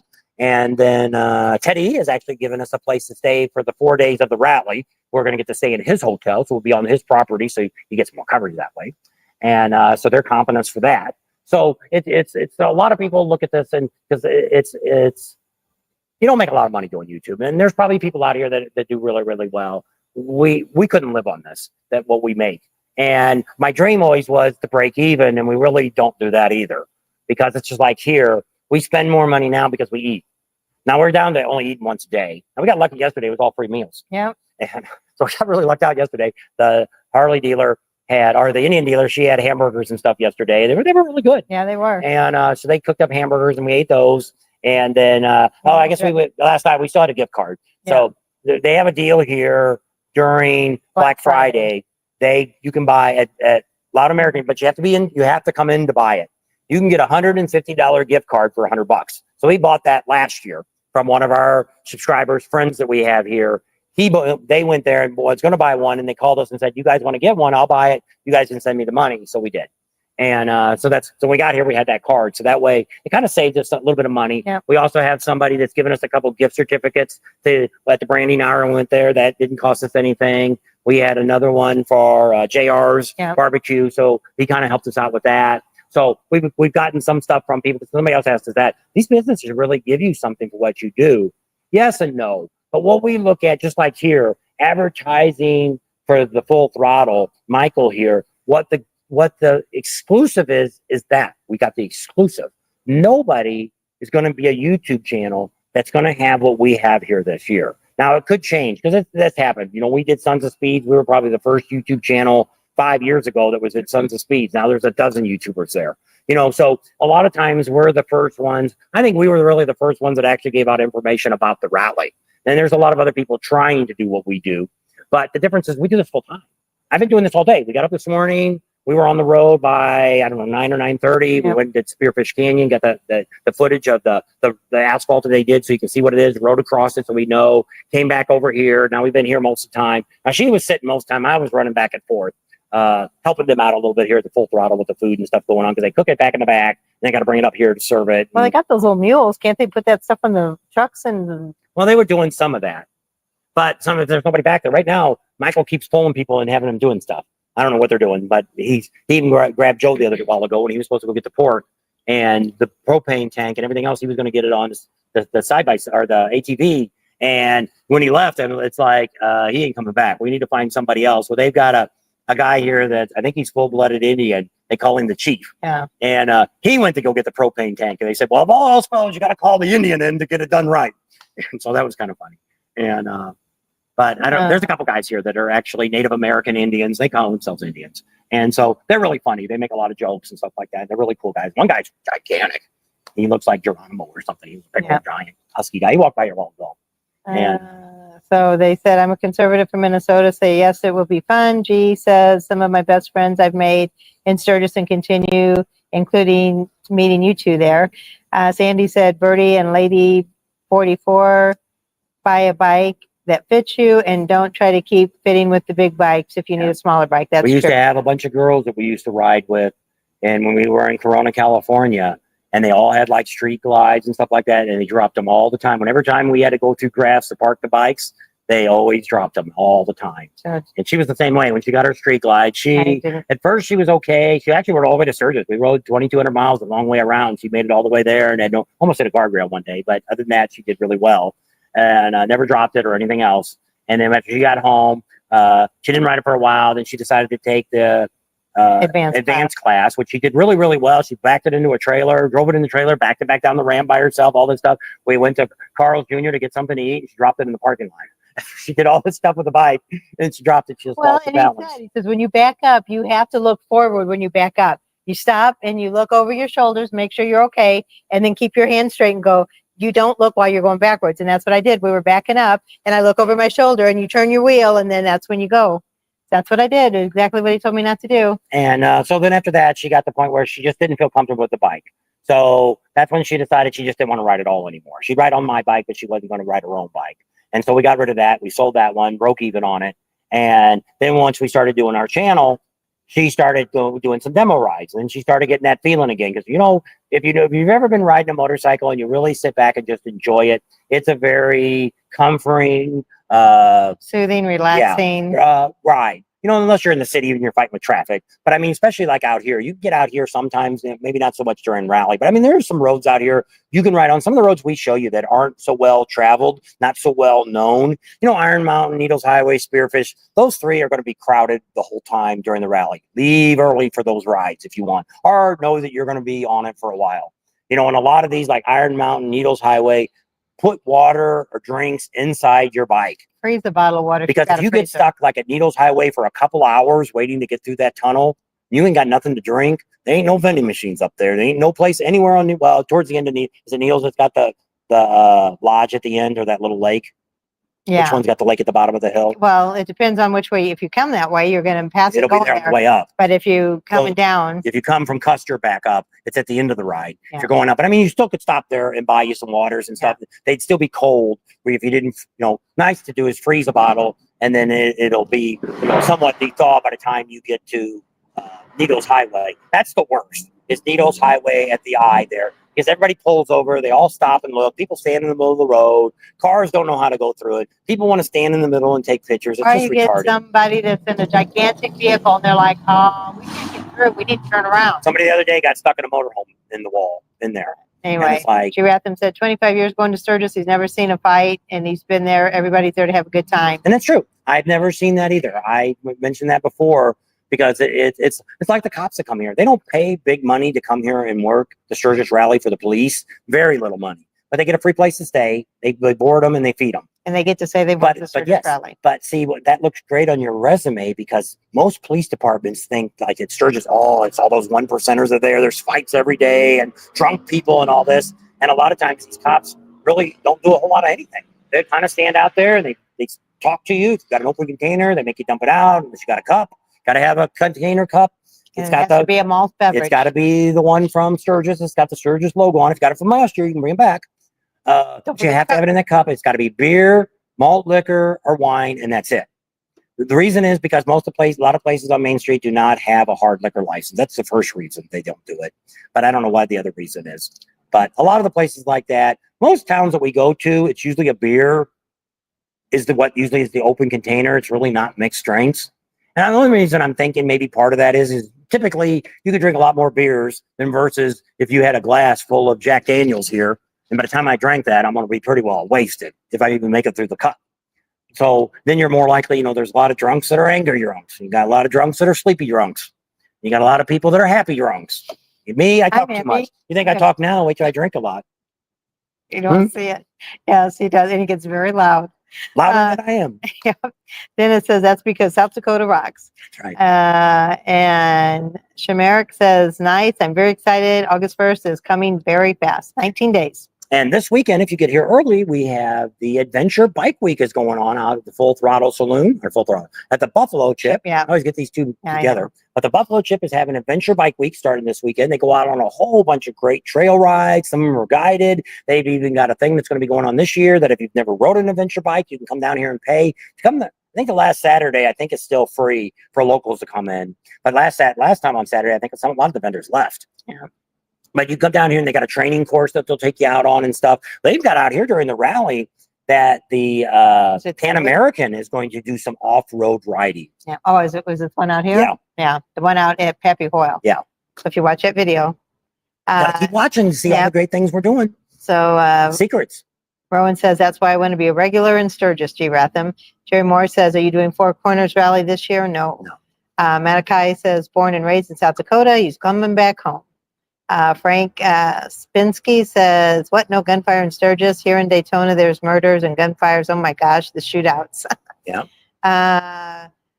Shamaric says, I love chatting and meeting new people, so I'll be helping where I can. Sturgis has a reputation for a party atmosphere and no troublemakers. That's what Rowan says. Looks like it should be nicer weather this year, too. Yep. Lady Bird Lady 44 says, that makes sense. Thank you. They were talking about getting a smaller bike. Smaller bike beginning for Birdie. Yep. You don't want to be afraid of your bike. Mike Jake said, Fajita Mike still there? Nope. No. Fajita Mike is down in Daytona working. Yeah. I guess he was in Eustis is where we saw him. Well, last time which you can't remember that place, but it's a place all the way down almost, it might be the road. It's got the chicken place that I like to eat on. But if you're going down the A1A on the right-hand side, that's when we went with Dean Kite that time. And we sat on the patio. They had those long tables. Yeah. But he was working there. That's the restaurant that I heard the last place he was working. Sturgis used to have trouble, like the Laconia riots. No long hairs getting back the man, but the motorcycle not the hipster rally. Yeah, that was back in the day. There was probably a lot of hippies, I guess. That was in the 60s. There was a lot of 1%. This 70s. Was more, which a lot of rallies were like that. More of a 1% motorcycle club rallies, which were they are. They still have one in California. They have the Redwood Run up there that's put on by the Hells Angels over there in Reno. They have one that's the Hells Angels put on. But Street Vibrations. I did the one and it's the Street Vibrations. I did that one, but I mean the Hells Angels were the nicest people in the world because they make a lot of money, and if they had a lot of trouble, the cities would kick them out and say you can't do this anymore. It's kind of like it happened down there in New Mexico, which they ended up having a bike rally this year, but it was very low keyed. It was more of a They were advertising it more as a family event versus a motorcycle rally. Yeah. They even changed the name of it. So they still did something this year in New Mexico. But same thing, when you have a shooting like that, and that's what's wrong. That's the bad thing about 1% clubs is sometimes with these prospects, sometimes they do stuff that they're not thinking what could happen. You know, it's just a lot of these rallies like this, when you have a shooting happens, the cities are like, that's it. That's enough. It's done and over. Yeah, No more. we're not going to allow it anymore. And it could, if it happened here in Sturgis, there's enough people in this town that would probably say that's it. Yeah. Now, bad news is the city couldn't survive without the money that the rally brings in, but there's enough people here that would say right here on the city council would push to get rid of it because they don't want to tolerate the trouble. But I mean, that's the difference here is we have, you know, the Hells Angels coming here. The Sons of Silence actually has campground right here in town still. You're going to see them all over town. You know, I've never had any trouble with them. We talk, which is really crazy for my channel. I always think this is crazy, but we have a lot of the presidents of those clubs watch our channel, which is shocking. But when they sit down and talk to me, they say, because when we're here during a rally, we got to do club stuff. We can't do stuff. By watching you, we can see everything that's going on and we can understand what everybody's talking about and seeing.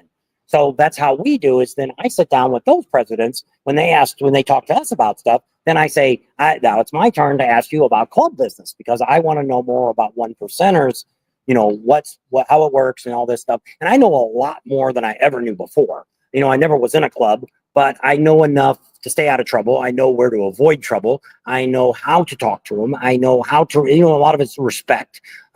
We don't talk stupid things about clubs. There's a lot of people out here that say crazy stuff that happened when they were at a rally or something. And you got to remember, once again, these clubs are watching. And I've talked to some of them, some of these presidents, and they're local ones. They're ones here in California and stuff like that. And they'll tell me, oh yeah, we're watching that guy. In just a matter of time, he does it again. We're gonna come talk to him. And the bad news is when they come talk to you, they're really not there to talk to you anymore. It's not going to be pretty for you or how that turns out. So we watch. And you know, I had a tapped on the shoulder one time in Laconia and they told me not watch what I'm filming, but by the time I turned around, I didn't see nobody, but I was filming the dance floor in the bar and there was a whole bunch of 1%ers that were standing at the bar, which I wouldn't have turned the camera that way anyway, because I know I wouldn't have done it. There was no reason to do that. And I've filmed, you'll see Hells Angels on our channel. You're going to see us walking down the street, their bikes riding by, and you're going to see us film them. I know what I can legally do, not legally, but I know how not to get in trouble by what I can film. Yes, they could still be an asshole and say something to me, but in the long run, that's what I would say. I want to talk to the sergeant of arms. I want to talk to the president, you know, tell them who we are. Because sometimes they think I'm stupid when I say who we are. But then when the guy comes over that knows us, then they're like, oh yeah, these are Bob and Tam. Okay, yeah, they're good guys. And they leave because we know somebody that's in their club or somebody that is a president or somebody that's important in their club. So, because it is, you never know when you approach anybody that's in a club, you don't know how they're going to handle. We just talked to a whole bunch of Mongols when we were coming up here through Wyoming. And the same thing. I was very respectful. How I started my conversation was, great day for a ride.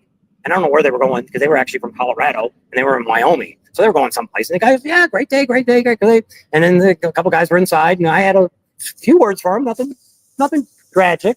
But I mean, they were very nice to us. They were very polite. They never threatened us or acted crazy. And there was like 10 or 15 of them there. But I mean, it was, once again, be respectful and you should be that with everybody. Yep. BB Style says, just wanted to say I've been going to Sturgis for 16 years and I watch all of your content and it's very informational and I learn new things all the time. Thank you and keep up the great work. And JC Wismo, I learn from your videos every day. Such good, clean information. Thanks for the hard work. Daryl Detz is on. Hey, Daryl Detz. Steven says, wind therapy, Tam. That's right. Indra's on. He says, good to see you live today. Chip said, when in a Class C RV discovers they don't fit. Yes, going through the eye of the needle. Devin says they actually get paid very well to work for the PD rally. Oh. Chip says beer volume. And they're saying good day to each other. Guns and Ride says, hi, Bob, what's the best place to eat a hamburger? We'll be putting that video up soon. And Wind Road Therapy, I'm going to try to sit down whenever he works on a video and try to make up a schedule. And then we'll get that out as soon as we can, hopefully by the first part of next week. But or sometime there next week. always the Subject possibility to of change. Subject Because to sometimes change. we hear something that's going on that it's like, okay, I've never done this before. We're going to this morning. So things can change. So that's why we're trying to pick good times. And maybe, like I said, we announced the first meet and greet. It's going to be that first Saturday, probably at Kathmandu from noon to 3, and it might be noon to 2. I don't know. Depends on how many people show up and how long they're there. You know, the bar will be open. They'll have a food truck out there if you want to eat lunch or something out there.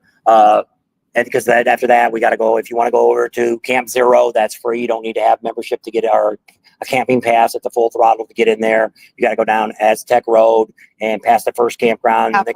The next road, you turn left, and that's Camp Zero. There'll be a bunch of YouTubers down there. I don't know who's all going, but we'll be down there for like an hour or so. We're not going to be there. Last time I was there, the same thing. We were there I liked it when I was up at the other bar. Camp Zero, they're trying to make it more popular. And there's a good guy who does want me there. If you're looking for bikes for a bike or something, that's a really cool guy. But right now they quit charging for that area. So you might want to check it out. They're going to have mini bike races, play games, all that kind of stuff. And we'll get a little footage of it, and that'll be it. I said tentatively, we totally understand. And so Devin said they paid $27.41 for a licensed deputy sheriff for temporary. how much? $27,941. That's not what the city of Sturgis pays. $16.50 is what the city of Sturgis pays. Who told you that? The chief? That's the ad that was in the news. That was on their Facebook page. $16.50. You get a free place to stay, Art son. and you get food allowance, or they feed you, one of the two. I don't remember what it said, but it's $16.50. Art wants to know if we gave that nice Harley Davidson away yet. Nope, it is. We're gonna probably do that right after we get home. Yeah. Art. Art. Your buddy Art. Why aren't you in Sturgis? He says he bought tires for a motorcycle. And he wants to buy a new camera, he says. All right, so I'm all cut up. Rain Man says, hi. Kevin and Liz, we're at Kathmandu again. See you there. Okay, are you going to be next to us? They were the ones that were on the front side of it. So if we opened our door, that trailer was right there. Everybody stay safe. Yep. So, you done? How long have we been on? And 2.5 hours. Holy Jennifer Jupiter. I feel like I might be the monkey man heading for the 4-hour No, hour. we're not. 157 people. Holy Jennifer Jupiter. We're on a roll. Oh. No, down at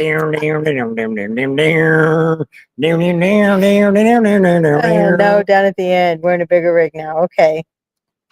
There you go. we're still on the same rig. Well, we were in 13 last year, H13. Now we're in H17. So we're down a few. So we're down closer that way. Same row. Yeah, we're in the same row. Devin says $16.50 is for security only, not a police officer. That was the ad that they were running on the Sturgis police page. So I'm just going off of that. That's what I seen. I don't know. Too busy, lazy, and retired. That's what Art said. What happened to riding your motorcycle? You used to come to Sturgis. Yeah. You rode with us a bunch of times. I think every time he came with us. He didn't. If Yeah, he comes never out came. now, he won't have to. He would have to come by himself. Well. Maybe you could meet Kelly. Junior. Kelly on the way somewhere out here halfway. Yeah, I think she's coming back out. I think she is. She's retired There's now. probably Too. a lot of places. There's what's that one guy that used to date? What's her name? They got married to the other guy out in Trump. What was her boyfriend before? Mark. Yeah, Mark's been out here a few times. We've seen him. And who else have we Mark seen out Germain. here? Yeah. Will comes Yeah. out here. Will and what was her name? Liz. Yeah. They've been out here a few times. And so we've got a few And people. Deb and Dennis. I think they're coming. They came last year. I know. I don't know if they're coming this year. We can find somebody to ride with. Yep. Come out and have a party. Party hardy. Go out there to the hog group. Well, it's probably too late now. They probably already had their July meeting. They And might be see having a what's group come going out. on. Yeah, they might have Yep. a group ride coming out. Yep. They've done that before, some of the hog groups. Yep. Come out and do a ride. To Sturgis. I know Laidlaws does. Yeah. Laidlaws has a ride out to That's where you got your bike from.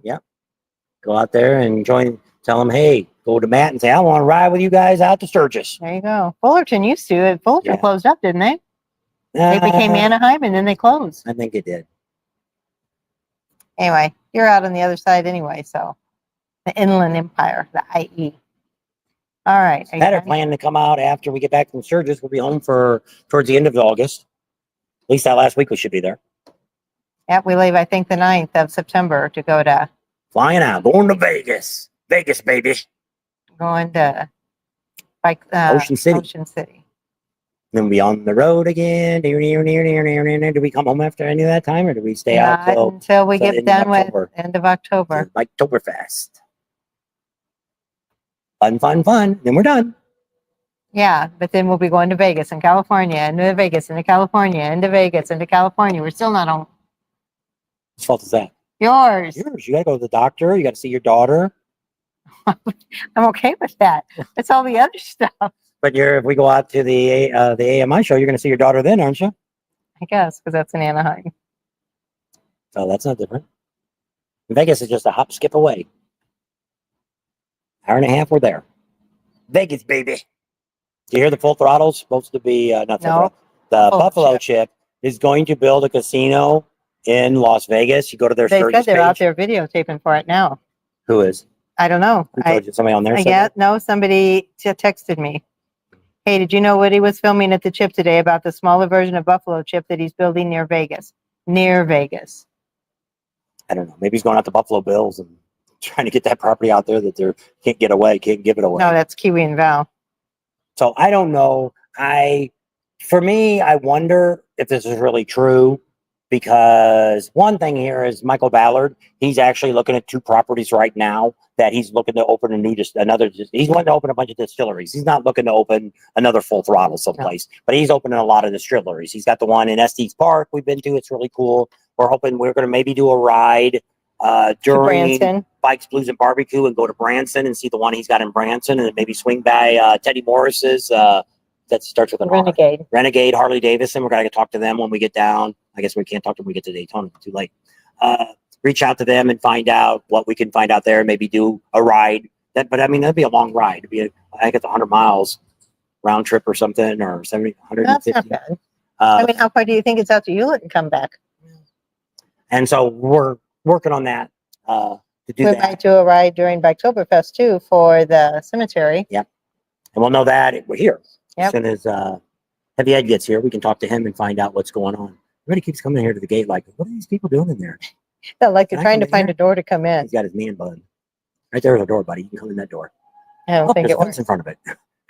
There's a gate in front of it. It's not really a fence. I don't know if it opens up. I don't think it does. Got a Oh, board underneath it. You Oh. can't. It looks like it's nailed shut. I don't know. So that. All right, we'll go ahead and leave with this great crowd I've got on here. 150,000 people. 48. 140,000 people on our live tonight. Man, that's blowing my mind. Let's Only see if anybody 140. else. Two more Says, questions. Art says, ride to the store, out to lunch, and then back home. Well, Ain't much of a ride, Art. Not like we used to ride. Frank says, any news on Michael setting up in Daytona? It won't be Daytona. It'll be another spot in Florida. yeah, right But now, not Daytona. Daytona, the property he was looking at did not work out. Somebody said, even one of them places today said they thought he bought it. Michael told me he didn't buy it. He told me the 2 places, but I'm not going to talk about where those 2 places are at, because I don't know if he's testing us to see if we'll talk about stuff that we're not supposed to talk about yet. So he has 2 cities that he's looking at for his next 2 distilleries to open up. But I mean, there's been a couple. Like he was in Daytona quite a few times. He was in Daytona last year, walking around. Looking Well, at a stuff. couple years he's been there. Yeah, looking around, and he's open. And you know, he still might buy Well, something. we saw him there. on Main Street. He walked by and I'm like, Michael. And he just, I was like, He's on a mission. yeah, he was. And so yeah, so there's going to be a lot. He's looking to maybe he wants to have a total. What do you say, 15 of them or something by the time he I retires? think whatever he's got now, and then he wants to have a total of 5 more. That's his 5-year plan, or maybe he wants 10 more in the next 5 years, something like that. I don't remember exactly what he said, but that's his plan, I guess, his goal for retirement. And then I guess all his distilleries, he'll just make the money and have his retirement from the distilleries. I don't know what he'll do with the Full Throttle. I guess he'll still come out here and I don't know. He Well, I didn't really think say. once you got this all done, but I mean, just like the old Full Throttle, He it was never always got working done. on It was always something he was bringing in. And I I'm think sure he'll still I be think like he's that. kind of here. like, I don't want to say he's a pack rat. I don't know what that would go. Somebody that likes to collect stuff and cool stuff. And A you know, he's got collector. some really cool stuff here. And I don't really care. I like the old place a lot better. I just like the old theme. This is more of an industrial theme. It's more of a workplace type thing. He flipped it. And that's, you know, maybe that was his dream. He thought, you know, I tried this, it burnt down. Let's go this route and see. I think once he started building the metal building, he said that right away. I'm not going to build out of wood right away. And so right now he doesn't really have anything that's, well, this is This is all wood. There's plaque stuff. But I mean, the building over there is metal. The building over here is steel. And it's got the steel plates and stuff on it. So almost everything else he's building is a steel building. Now, of course, it's got aluminum on the side, steel, whatever. It could melt. But it's not going to be the damage of the fire that they had back there. I think he would be able to recuperate and restore everything where But here, the difference is like here, the distillery next door is open year round. So there's somebody here. They try to keep the bar open year round too, unless it gets a lot of snow or something like that. There's somebody in the bar here.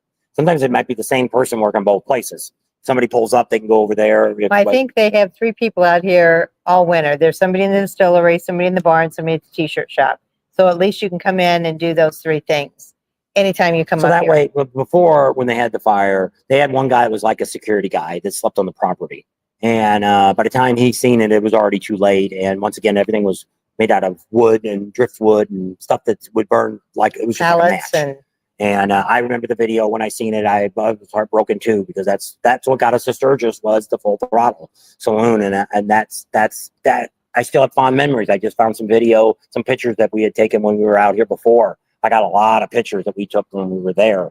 And, you know, to be up there, they had Jackal had his own bar up there at the top. That was a school bus. Jesse's, And- I think it was the Papao Lounge or Yeah, something like and that. that was really Had a big cool. old hot tub up there on that second story. And it was the whole place was just really cool. And back then they had all the characters that were on the TV show. They all worked there. Hita Mike and all those other crazy people that were there. And so, you know, you kind of made, which is funny here. We haven't seen any of the people that are security. None of them are here, which is really weird. We thought one guy was that guy from security, but ended up, we confused him with the questions that we asked him. And then we found out he was just a worker. He just looked like that guy. He did. He looked like Senior. That's what they call him. Yeah. All right, I'm done. My butt's starting to hurt. You know, I lost a lot of weight and I lost it all out of my butt. So I just sit on a bone. He complains about. Oh, he said something else. They were talking about the jalapenos. When you clean the jalapenos, never go to the bathroom after you clean the jalapenos. Oh, does it hurt? Touching and it burns. I know my Tip lips. of the day. My lips burned like probably a good half hour after I ate that jalapeno, and I only ate 1 bite of it, and it was like, this is way too hot and spicy for me. I don't know what they did different because when I ate it the other scraped day, them. But when I talked to, well, he told me he soaked them too. He's in salt water or sugar. they thought they did better, and I said they were a little hotter this time. And he said, "Oh, They no, were I a lot hotter. I worked a lot harder on those, but maybe some of them were done by somebody, and then some of the ones were done by him." I And don't know. you just Yeah, I just kind of picked a smaller one up that looked a little bit more done. That's the one I took. It for you. was. I ended up unwrapping the bacon and eating that. And then I took the insides out and ate that and Left the pepper there. left the rest of the pepper there because it was too hot for me. Yep. So anyway, thanks for hanging out with us today. If you're coming to Sturgis, be very careful getting out here. We're praying for you to get out here safe and sound and home safe and sound. If you're not coming out here, be safe if you're out riding because it's great riding season. It's that time of year.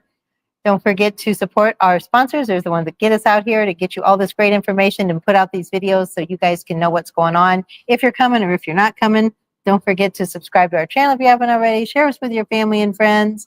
And don't forget our bike builds for vets and get a $25 chance to win a $2,000 state-of-the-art smart helmet. And go back and watch the video. You won't be sorry if you win it. $25 is all it costs. And all that money goes to buy another bike to give to a veteran. So and it's a 501c, it's tax deductible. So you can't go wrong. There's no reason not to buy a ticket.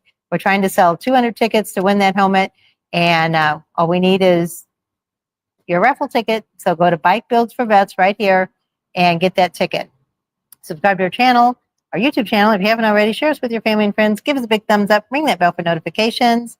And we'll see you in the next video. And make sure you're pushing it out. If you've got, other people that ride motorcycles and stuff, everybody's interested in Sturgis. If you've never been here, it's on your bucket list. And if you have been here, we have a lot of subscribers here that are older that don't ride anymore, or they don't ride to Sturgis, and they live through us. So if you know somebody like that, maybe you got a dad or a grandpa or somebody like that that used to come to Sturgis, let them check out our channel. Tell them, hey, you can see what's really going on there. You can compare it to when you were there. But I mean, a lot of the rides we go on, they haven't changed. And we have a lot of them that will write me personally and just say, I can see myself 20 years ago or 40 years ago doing those same rides, and we're living through you every day. And that's a lot for us. Yeah. We love you all and we appreciate all your support, and Can't wait to see all you guys. If we don't see you here, we'll see you somewhere on the road. Watch tomorrow's video. It's all about Biketoberfest. We got a big announcement that we're doing in there. So check that out. And then we get back to the Sturgis series. Got a lot of great videos to still show you. Keep you up to date on every single thing up until the moment you get here. Bring your And flight then sweater. we'll also have some stuff going on to kind of give you previews of what's happening each day. We won't be showing a lot of the bike shows. A lot of the things that happen today, you won't see till after the rally, once the rally starts. Because Nope, there's we no must have got it. Somebody said congratulations on your 31,000 subscribers. Thank you for whoever got that last one in there. And We appreciate it. yeah. There's Tall Jeff. He's on there too. Everybody's Oh, saying hey. goodbye. be There's nice to SJS. hit about 35,000 this before we go Yep. leave the Sturgis rally. That would be great. Brianna says Last safe year we got about travels. 3,000 while we were here, so hopefully we'll get that and maybe more. Each year you get a little bigger, and so we're hoping that we get a lot of people that subscribe and they start seeing that. Subscribe, it doesn't really mean a lot, but the numbers look good. That's the big thing. The views is really what counts. Is how long people watch a video. If they watch it all the way to the end, that gives a lot of credit. That makes YouTube push the video. Yeah. It's like here, if everybody stayed on this whole 2.5 hours, which is tough for you to do that. If you stayed the whole time, that lets YouTube say, wow, that was so interesting. Those people stayed. If we did a 30-minute video and you watch it all the way to the end, it makes a big difference. Like I've done that with other YouTubers to help them out, smaller YouTubers. Sometimes I just hit it on my phone and just throw it down and just let it play. And then when it gets all done, I write a comment or something based on other people's comments to where at least I give them the credit because they're a new YouTuber trying to get, we just talked to a guy today, he's only got 30 and he's trying to get his channel. And we told him he should come on live and talk a little bit. We'll give him a little push out. He's got a new channel and I think we did a little interview with her. She did. I don't know how the music was really loud, so I don't know if it's going to work or not. We'll have to wait till I get home and edit it. But I used my camera. It should work okay. and I thought it was my camera. Mm-mm.